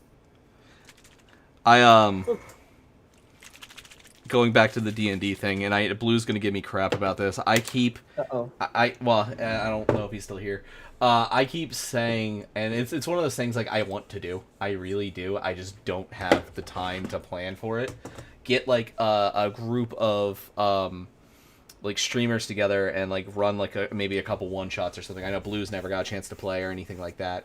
And it's one of those like I want to do it, but like also the problem with like a lot of games like D&D and stuff is you don't want to tell people no, but also it works so much better in groups like 5 or less. Like over that, just it gets too much a lot of times. Mm-hmm. I will agree on that. I will agree because it's like you know, that's why I think that's why I think the sweet spot when it comes to a lot of it is like 5 or like 3 or 4. 5, it's like okay, that I think that's enough. But then you start adding more, and it's like okay, that's when the problem starts to arise, and that's when the bullshit starts to to accumulate. Yeah. Comey said they're down. Yeah. Can I pretend to be a streamer if you get to play? No, Siva, I'm gonna make you run it. Yeah, so yes, you're gonna have to like learn how to use OBS and learn how to like learn everything. He already knows. Okay, good. I'm also down too. If that's the case. Yeah, I know. Blue's down. I know I's down. Comey just said they're down. You're down. I know it'd be no problem. And like it's one of those things like maybe do one group and then like get whoever I couldn't get in the first group later with something else. But it's like I need time to plan this stuff because it's so much work to DM. Yeah, Sivo used to stream Final Fantasy 14, so they know how to do it. Oh, no, not today, bot. Not today. I am not allowing you. What did bot do? I got a bot that says there, use Bitcoin to like get more viewers. Like, fuck no, I don't need no damn Bitcoins. I got. Yo, does someone want to give me Bitcoin? Like, I pay my house off and I can be here more often.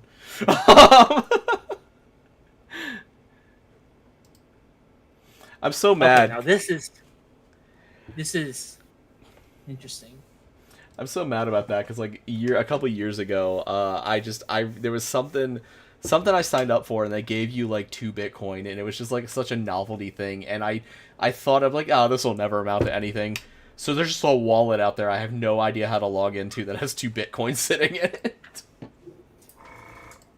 Oh damn, that sucks. It's better than my one buddy who had like 11 of them at one point, and he's like the novelty of when Domino's started letting you pay with crypto. He's like, I'm gonna buy a pizza with my 11 Bitcoin, and he's just sitting there fuming now because like he would be set if he hadn't done that.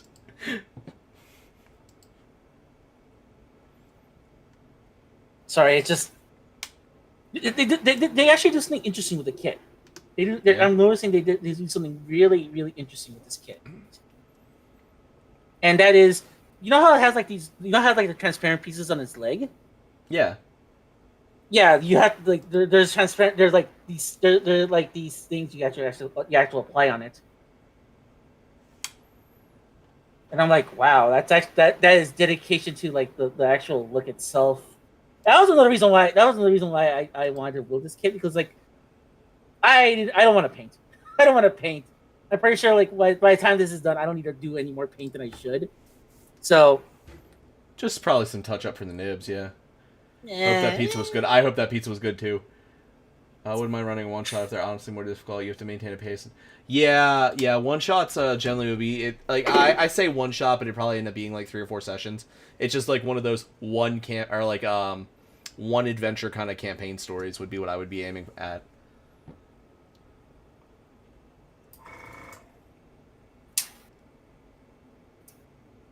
Mm.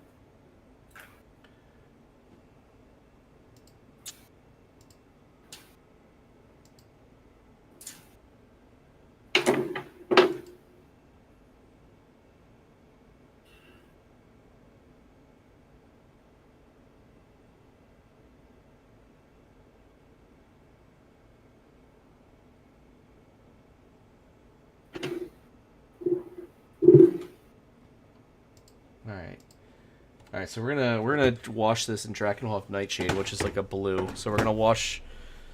I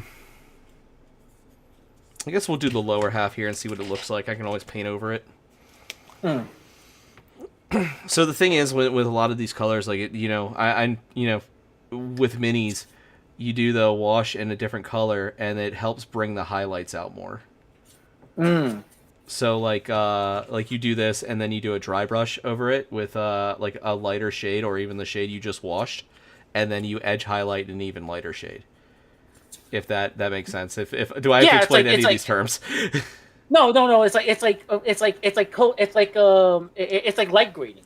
Yeah. Exactly. And so it's like you basically have to when you paint, or when you actually draw, it's like, in order to get like a desired effect of like shadows, you put in, but you would go in a little lighter, or use a different pencil. Yep. In this case, you're using like a different wash to come out so the colors can come out a little bit more cleaner. Exactly. There's one thing. There's like a couple of them though that like are really important. Like if you do a yellow color, because yellow is one of the notoriously hard to color to paint in miniatures.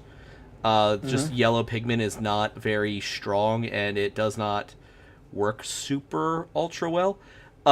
You want to paint your yellows, or you want to wash your yellows down with a brown, and it adds like a darkness to it, and then it'll actually let you highlight it more. It'll take your yellow and turn it more of an orange, and then it works as a really good base for you to go back over and build that yellow back up. Yeah, that was one of the things. That was one of the things I was struggling with for the last couple of months. When I decided, okay, look, I was having issues with my paint. When I was painting stuff, when I was doing a lot of my model kits, the problem was I was having with the white color. I was having a lot of problems with the white, making sure like it was sticking. I think I told you this. Yeah, with white's the same. Another one of those you want to do with the blue. Yeah. So, but when I did my Gal Geiger, what was interesting is, it was originally I was gonna paint it all. I was gonna paint the entire thing I was gonna paint the entire thing gold. But then I was like, okay, I'm gonna get fancy here. I'm gonna get really fancy here. I'm gonna paint some parts. I'm gonna paint some parts silver, and I'm gonna paint the teeth. I'm gonna paint the teeth white. And I think what ended up happening was like I had already painted it gold, and I painted that over, and I was able, and that was like the trick right there to make it stick, and I was able to actually make it work. Yeah, that's it. Yeah. So with white, did I ever show you the Space Marine captain I have that has the wings? Nope. Okay, I can grab them real quick. I did the wings in. I can actually show you the color because I have it right here. Actually, it's right here. It's like this. This is like blue gray. It was the base color. It's actually what I painted these guys in. So that's the base color, right? And Yeah. then let me grab him.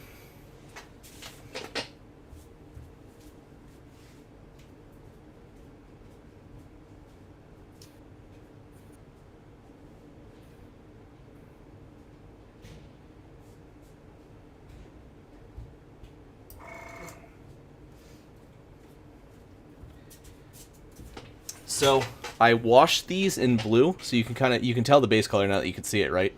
Yeah. And then I washed them in this color, the blue, and then I went over and picked out the edges in where is it? This color, like straight up white. Mm-hmm. And that's like one of the better ways to do like a dirtied like a white that's in motion and without like easy highlights. And it's not a lot of work, but it gets a really nice effect. Yeah, my biggest problem right now is making sure the paint actually sticks to like what I'm with the surface.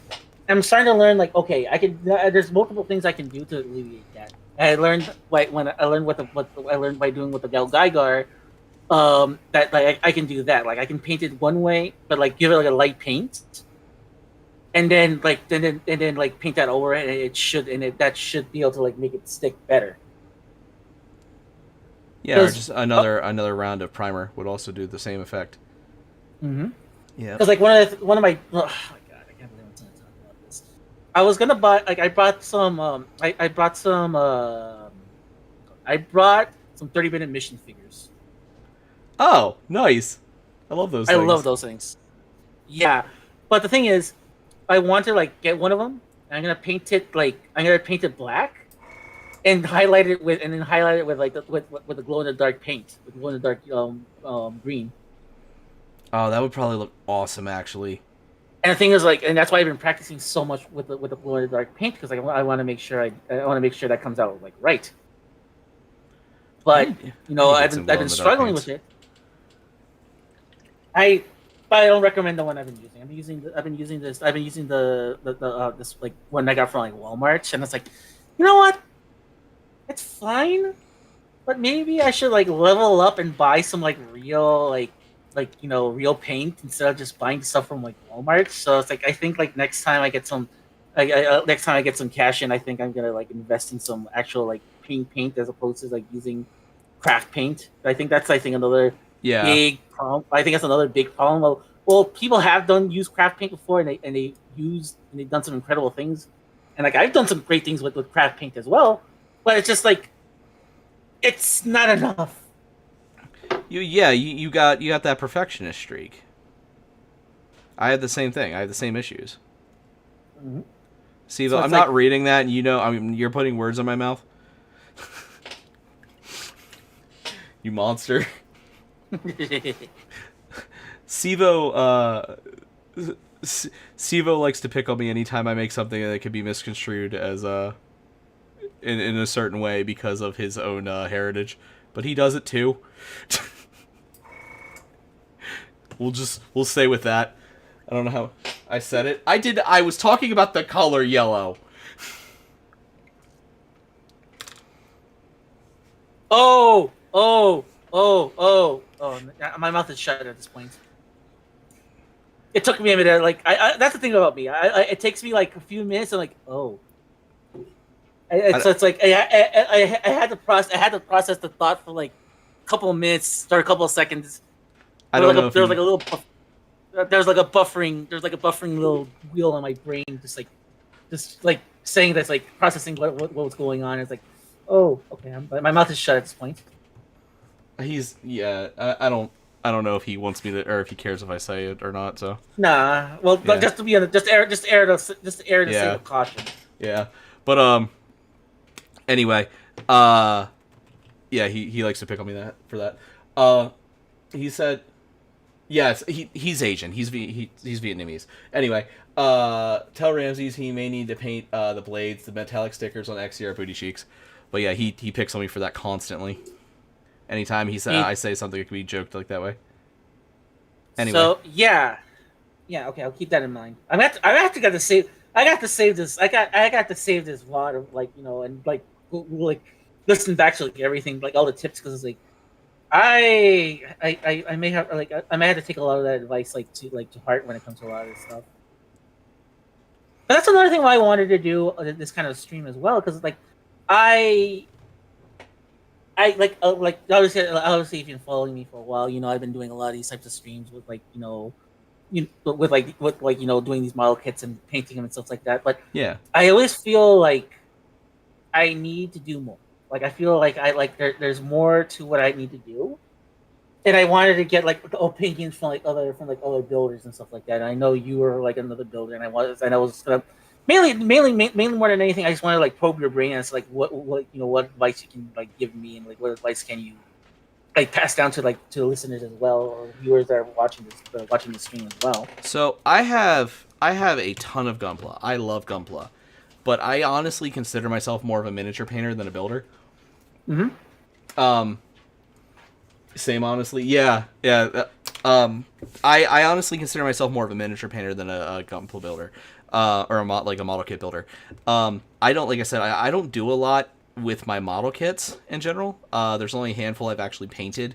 I will go through and like clean up the nibs and stuff, and like there's a handful that I've panel lined, but I intend to eventually go back and panel line all of them, but I just haven't yet. Because honestly, time and Yeah. For me, this is like the bread and butter stuff. I've done commission work for miniature painting before. I've done I've competed in some contests for miniature painting, not super many, nothing like prestigious, but like local contests and stuff like that. So like for me, like my hobby, the knowledge I could pass down is tied more towards this kind of stuff.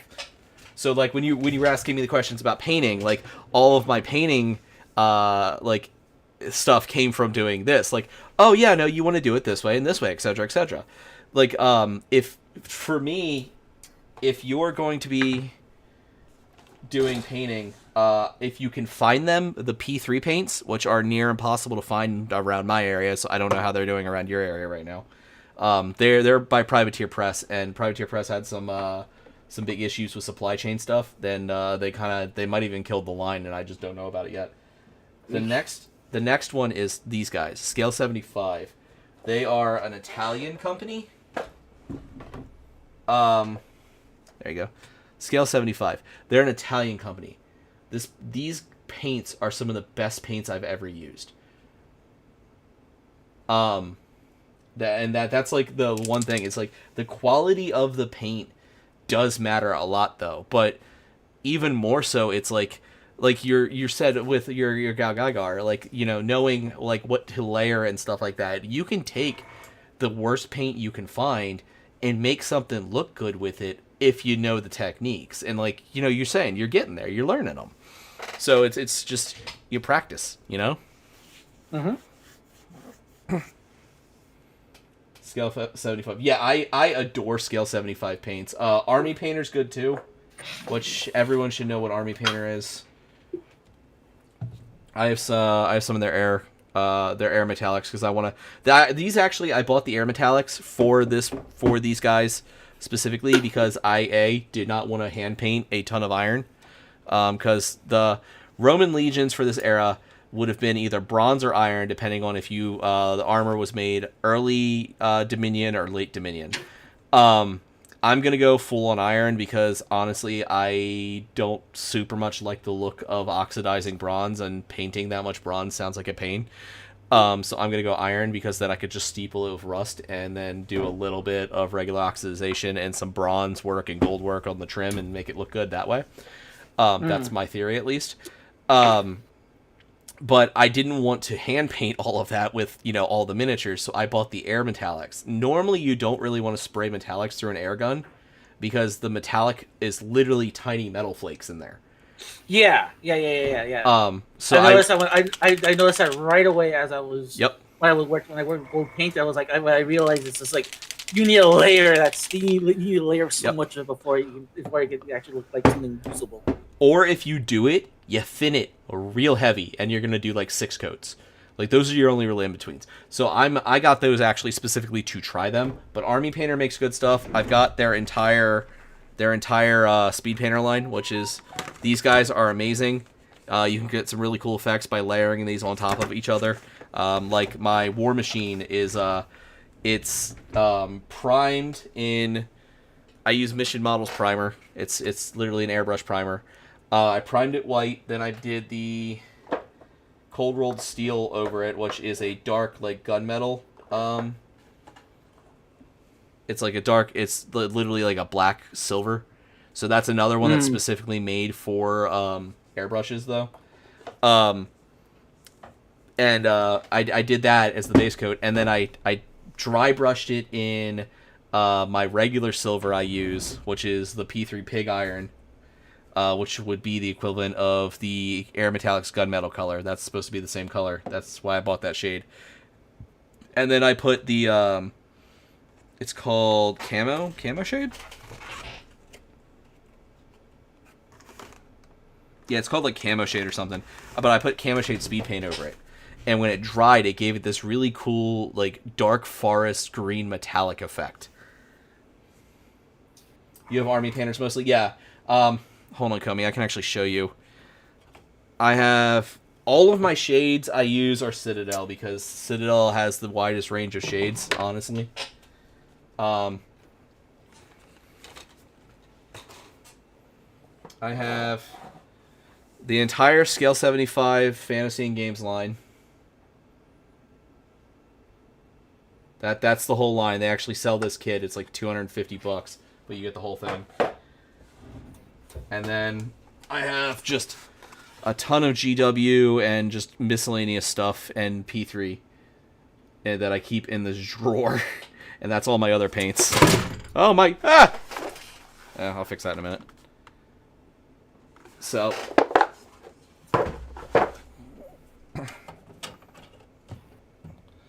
But yeah, there's a lot of other ones though that are really nice, like Duncan Rhodes, who is if you know 40K, Duncan Rhodes was one of their studio painters for a long time, and he's like the too thin coats meme.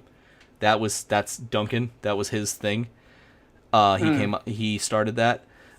He just released his own line of paints, which are apparently very good. I haven't used them yet. There's Vallejo. Vallejo is like a I have some Vallejos. Yeah. Everyone knows about Vallejo. Yeah, I've been using for my primers. I use Vallejo. So yeah, Vallejo's a great product. I just prefer the more vibrant colors, so I tend to stick to the fantasy style or the fantasy systems. And Vallejo doesn't have a good Well, they had the Vallejo game colors now, which are actually really nice. Which I have a couple of those somewhere here. I don't know where I did with them.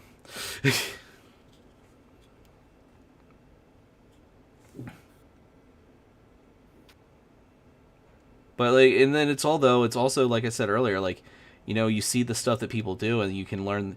You see their own personal like style, and you learn a lot about them and you learn a lot about like what they're doing and stuff like that, and that all ties into that. So, you know, like my personal style, I like with this, you can see right now, I like the way that the coffee staining worked on this, and it made it look like a tarnished statue. And that's kind of what I was going for. I'm still going to go through and pick some stuff out, but like other people would have done that by hand, where I let it kind of run rampant and be a little random. And what's interesting is like with an airbrush, that effect actually would work a lot better when it comes to like get that look, in my opinion. Yeah.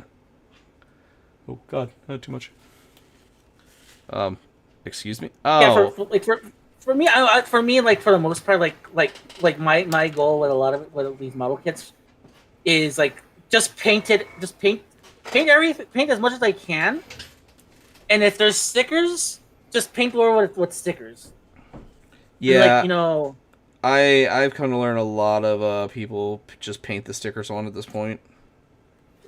And then, but the thing is, like the only and I don't think have I shown you what I did with my entry grade with my RX-78 entry grade? You did not. I painted it in the prototype colors. Oh wait, yes, you did show me that. Oh, that looks really good. Yeah, so but the thing, I stripped all the paint out of it because I wasn't happy because I wasn't happy with because there was I used two different kinds of paints. I use like a gloss paint and like and like a matte paint, so it kind of clash a lot. So it kind of clashed with it, and also too like I was that's where I started noticing all of those flaking with the. That's why I started noticing a lot of that flaking with the white paint because there's a lot of white on it, and I started noticing a lot of flaking on it. So I like that was gonna be that was gonna be the main kit I was gonna work on if I was gonna paint because Yeah. I really wanted to go back. I really wanted to go back and work on that kit again, paint wise. Now that I have like knowledge and like know how so like how things work, and just go through it one more time with like knowing like knowing what I know now. Oh yeah. You like I have that issue all the time where I'll look at something I painted, even like a few months ago, and I'm like, I've discovered a better way to do that now. And and I was gonna say, well, and it's like for me, like what I want to do is like, for example, like this kit, the real grade. I already have like the regular 1/44th Exia. Yeah. I think what I'm gonna do is I think I'm gonna give it the Ramses custom when I dig out through my boxes and just start like going crazy again. Oh, just paint it all up. Yeah, paint it all up in that glow in the dark and black color.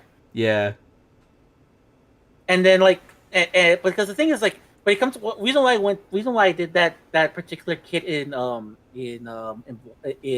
why I went with the prototype colors for the entry grade is one um I wanted to like test out painting.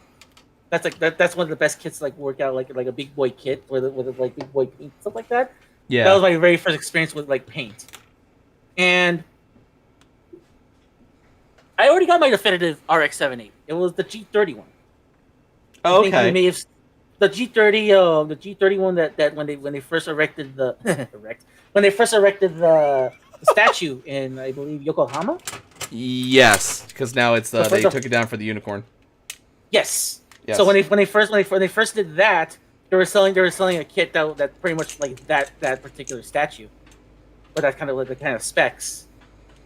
I like how I love how that looks, and it's like to me that's still my definitive RX-78. So so for me, I already got my RX-78. But if I were to like get another one, I'm just gonna go crazy with the colors and just start doing all like the crazy color variants that are available. And I figured like, okay, cool. This one is a. I figured like, hey, I already have like my definitive one in its colors. I might as well just make that. I might as well make this kit into the prototype colors and work on and use that as my base to like learn how to paint. Uh, the RX-78 is actually my only master grade kit that I own. Mm, I have no master grades. I absolutely have no master grades whatsoever. Lunecra got it for me as our it was our first anniversary together, I believe. Mm. It was either first or second, I can't remember exactly. But it was a present for that.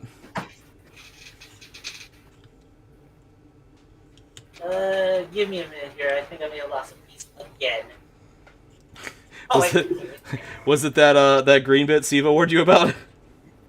No, it was one of it's like it has a weird way of, like the leg to connect like the back part of it is so weird. The leg bone. It wants you to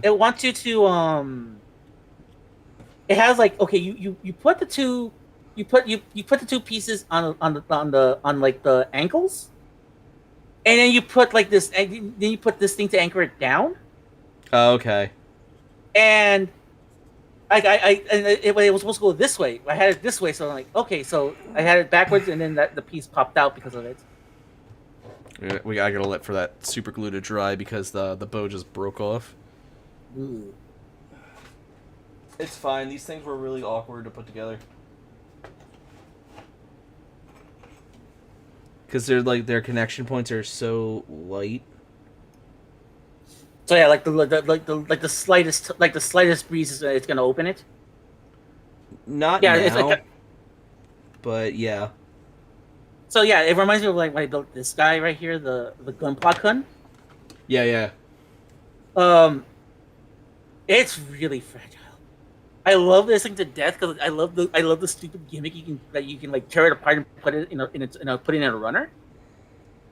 But because it's using a new kind of plastic, because it's using that new kind of plastic, it makes it very difficult for it makes it like if you're trying to move something you're trying to like take things in and out, it makes it very difficult for it to it just becomes a nightmare sometimes to like and pray that nothing breaks when you actually do it. Yeah. I'm waiting for And I'm about working to hit. airbrush so I can turn my model building obsession to a painting obsession. Yeah, I'm terrified of when Siva gets an airbrush. Remember I said he can't do anything half-assed? Hmm. I'm gonna come home one day and he's gonna be airbrushing my basement.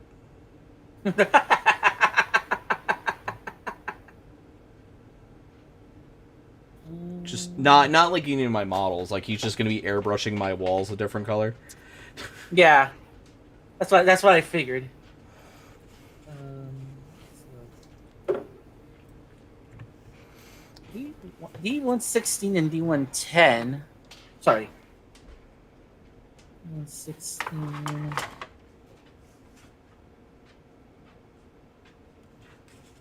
This piece right here.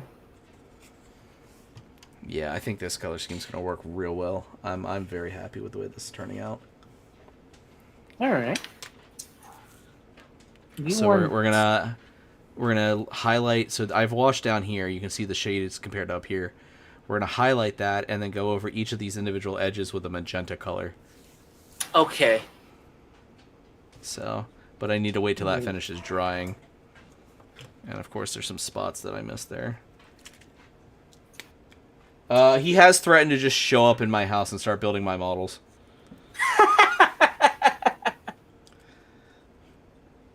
Good man.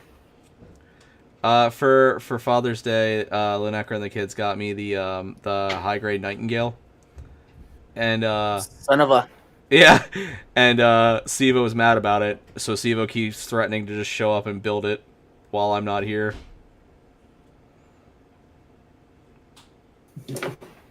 I would be too, but at the same time too, it's like I'm already having a nightmare working on this kid Speaking in of particular. Lunecra, I'm pretty sure. Oh, Discord did a weird update and I hate it on mobile.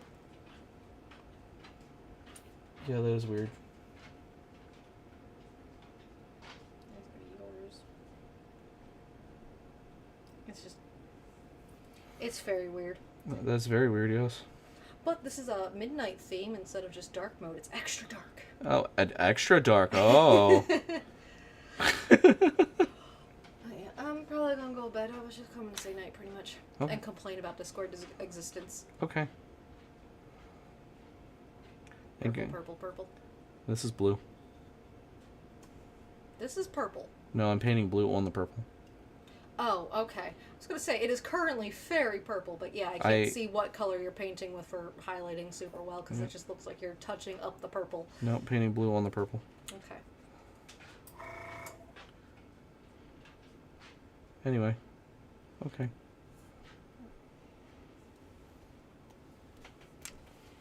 Oh, so one of the things I wanted to bring up is this is Ramses being Ramses. I think Okay. So I recently, going back to what we were discussing way back about when G.I. Joe and stuff like that, I brought one of the model kits from I brought those Flame Toys model kits from G.I. Joe. And I attend this is Ramses being Ramses again.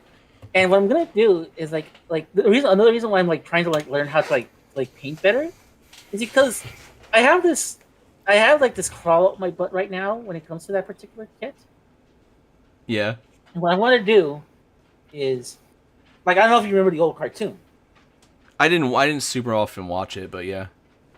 So in the cartoon, Snake Eyes. Well, if you look at Snake Eyes, the character, he wears primarily black. I will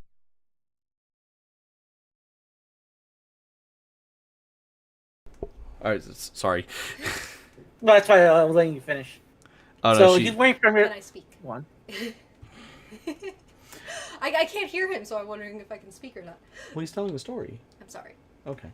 No, but I'm letting you finish as well because he's first. You said go ahead, love. I walked in the other room. Because I'm almost Kat was sitting popping next when to if me I don't let the and I lady was like, finish. oh no, she's gonna, touch something and mess up the stream. But she's also sitting there in such a way that she was right at the microphone in there, so it looked like she was streaming too with you.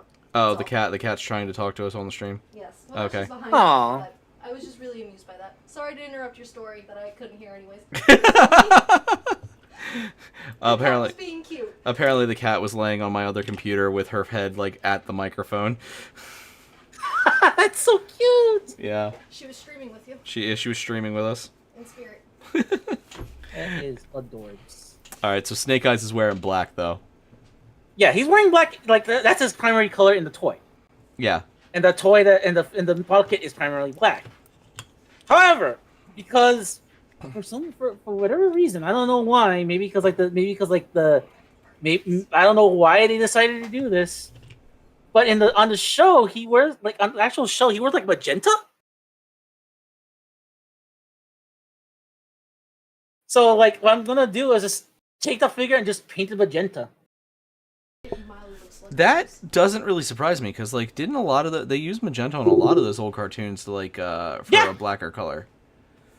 Yeah, because I always remember the joke for Star Trek, the TV, the Star Trek, the cartoon, where they where they would have a ship on the show, and it's it would just be and then because the rumor was the guy was colorblind and he said he wanted black, but instead he did a different color and it's instead it'd be this magenta color thing instead. And the rumor has it that guy that worked on it was colorblind, but no, he's just that's the colors that they kind of that they kind of rolled when they were making it. They did that. Yeah, I would say they did that with a lot of old cartoons. I thought because there were other things I remember where I've read. I for the life of me can't think of what I'm thinking about at the moment, what the origin was, but there was something I read where the cartoon, the character's outfit was a dark blue and a magenta color, and then it's actually supposed to be black in the comic it was in. Yeah. Yeah, I for the life of me can't remember what I'm thinking about though, but that was very common for those 80s cartoons, wasn't it? Yep, very much, very very common. That's why, and the thing is it's that's why it's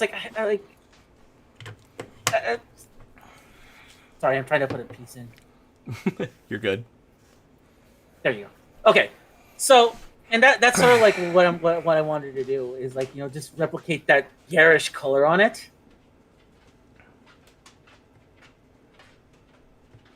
And yeah, so the plan will be when I eventually get to that kit, I'm just gonna paint it I'm just gonna paint it just this garish, extremely garish magenta. And here's the thing: I paid $15 for that kit. I have more than enough right to do that kind of stupid shit with a $15 kit. Oh yeah, for sure.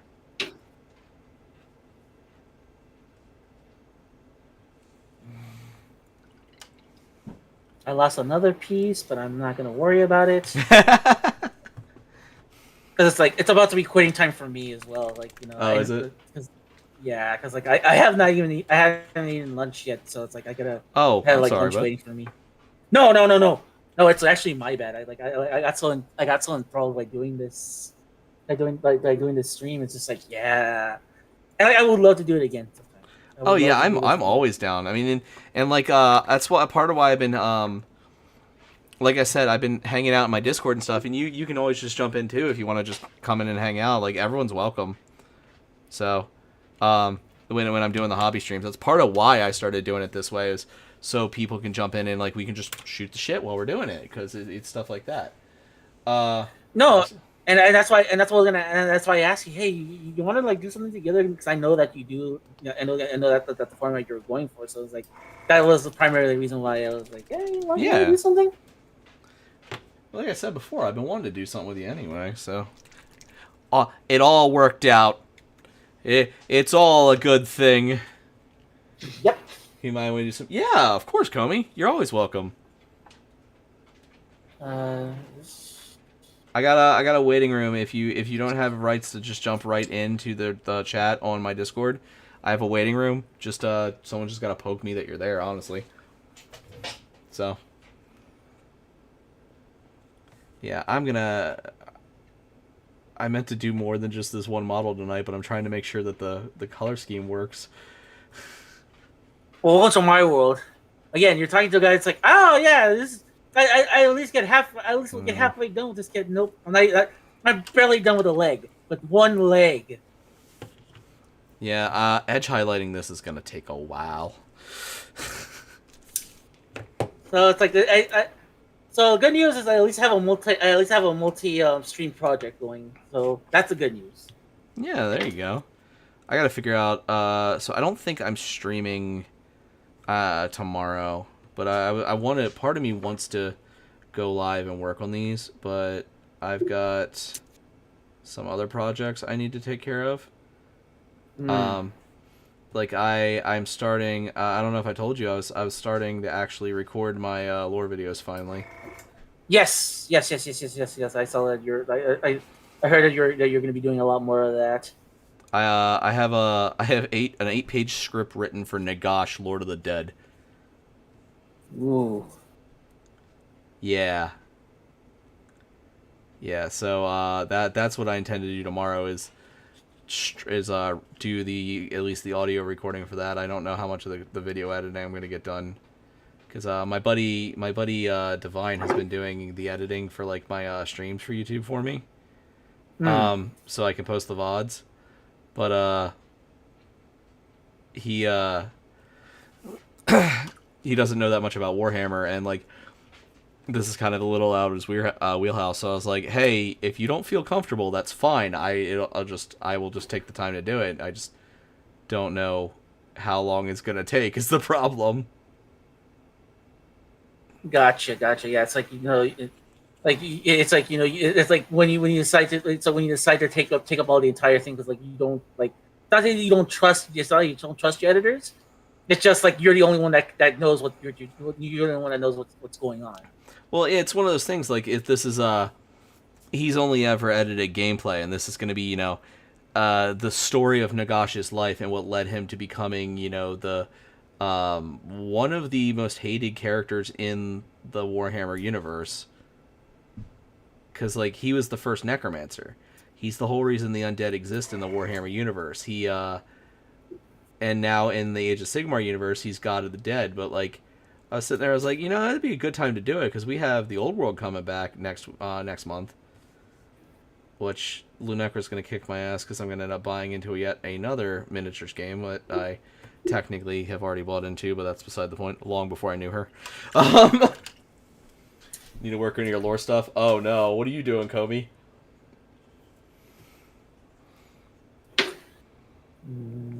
I was a Tomb Kings player for a long time. If you know what they are.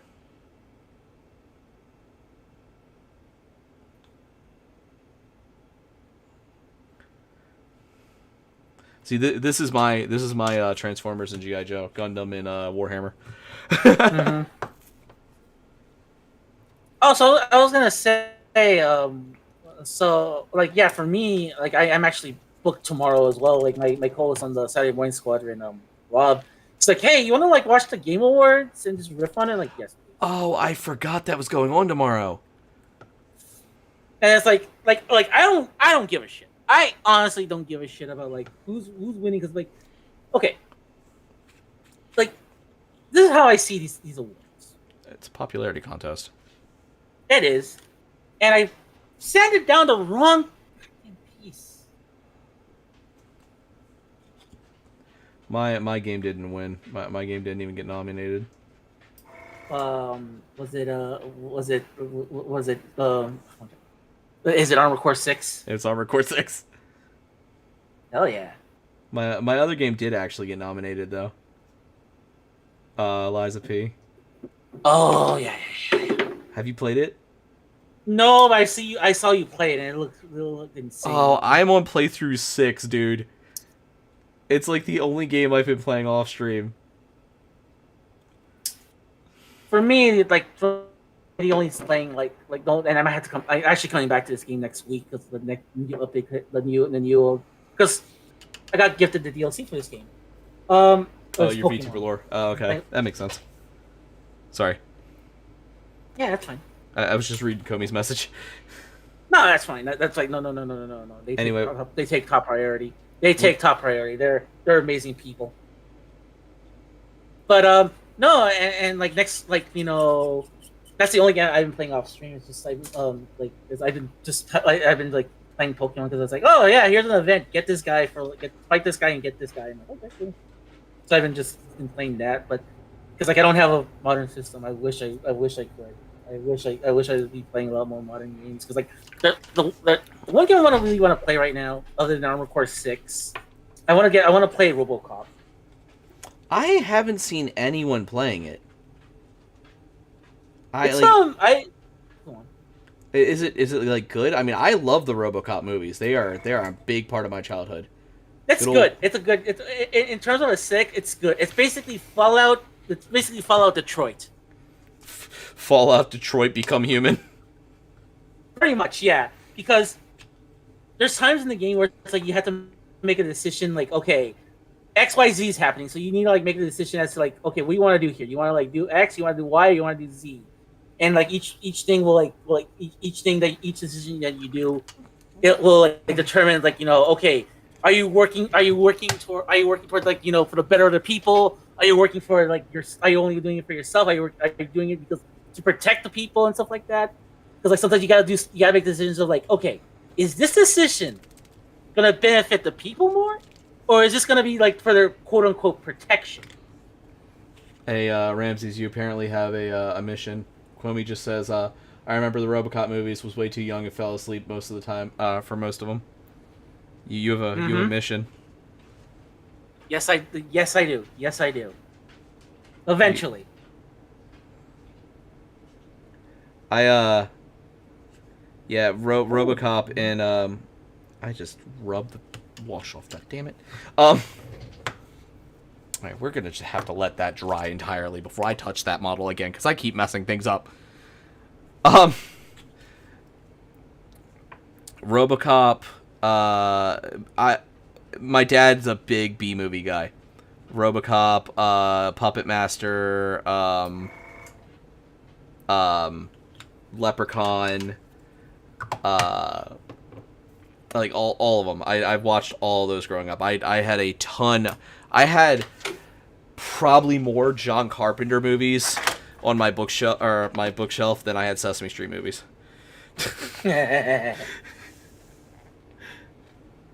Wait, so I'm sorry. I'm trying to figure something out here. No, you're good. It says I'm supposed to be able to like. This part right here is supposed to go all the way. It's supposed to arch all the way back. But did I do something wrong? Really happy with how that turned out. It really just needs some detail work. I think I'm not gonna do the gold. I think I'm just gonna pick the colors out and highlight it. I think it looks really good because like the way the wash came, the blue is showing through in certain spots, so it still looks like a messed up marble without me going through and doing the marble effect. So I actually really like the way that turned out. Also the purple, the purple and that shade of purple and the gold really does clash. Those work really well. Yeah. Well, so in the reason I did that is because purple is the royal color, so why wouldn't a god's blood be the royal color? Of course. But also, if you follow the old Warhammer Fantasy Battle lore, there were these things called the Winds of Magic, and based on what wind you harnessed is what magics you could use and power with it, right? Well, the Wind of Necromancy was the Amethyst Wind. So, yeah, I'm really happy with how that turned out, and then I got to figure out what I'm going to do with the bases. So and then these guys. So there's 2 games you can play with this set of models. You've got the rank and file Grand War game, which is called Last Argument of Kings, and you've got First Blood, which First Blood. Son of a bitch! That's what you needed to do. Sorry, keep going. First Blood you play without the square bases. So like I'm gonna magnetize these so they don't fall out, but then I've got to do some kind of terrain across this so that it looks, more than just plastic. Okay, got it. Sorry. Well, reason why I said it because I was like, why is it I'm looking through the instructions and I assembled this properly. Why is it? Oh, and it's like I'm an idiot. I was an idiot. I forgot to do that. I forgot to do something else. Like, right. I know that feeling very well. I have that same reaction on a regular basis. Well, I think it's a good place. I think it's a good place to stop, right? Yeah, I'm okay with that. Yep. So, hey, thank you so much for doing this. Yeah. You truly are a scholar and a really good person. Like, hey, I'm always down to do these types of streams again. You know where to find me. If you of course, anytime. And like I said, like even if even if we're not streaming one night and I'm just like in here like doing stuff, you're always more than welcome to just pop in and hang out, dude. I really do appreciate the sentiment. Yeah, and that goes for anyone here actually. So I'll link all that stuff. I'll link all that stuff if you're not part of Iscariot's Discord and stuff like that. I'll link it. I'll link it in the. I'll link it in the chat later on. Like right now when I start wrapping up here. But hey, thank you so much for. I think anyone here isn't. But if any of my friends that are here aren't following Ramses, please go do it. Hell of a dude. Like I was super excited when he reached out to me about doing this because I've been wanting to hang out with you and just like shoot the shit and stuff. And this was great. It was actually it was fun. Yes, this is perfect. I was afraid that this wasn't gonna work, but we found a way to make this work, and I'm really happy with the end result of everything. I mean, we're the same kind of nerd. We just, about slightly different things, which works because then we can teach each other. Yeah. Yeah, like I said, your thing is Warhammer and stuff like that. I mean, mine is like G.I. Joe, Transformers, and all that stuff. So it's like, we may be from like different worlds, but we can't speak the same language at the same time. Exactly. So. All right, I'm gonna hang up. Okay. Yeah, no problem. I'm gonna go ahead and close things out. Yeah, cut out of the call, find someone to raid, and we will go from there. So, right, sounds good. Everyone on Ramsey's side, thank you all for coming, and I will talk to you all next time.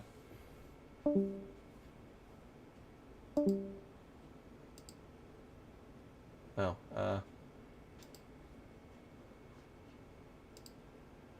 I can't. I hold on a second. All right. Let us go and find someone to raid. Let me turn that off real quick.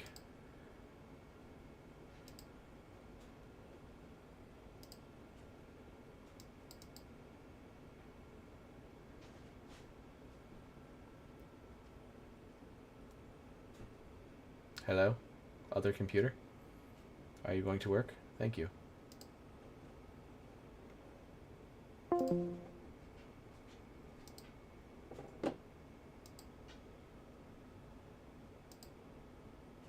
There we go.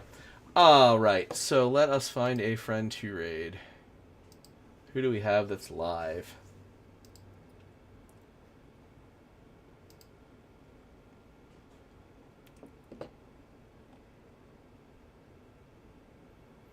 Yuze's playing Ark.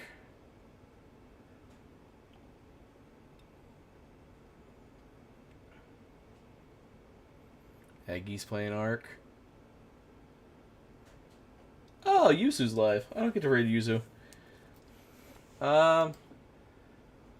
Yeah, so we're gonna go drop in on our buddy Yuzu.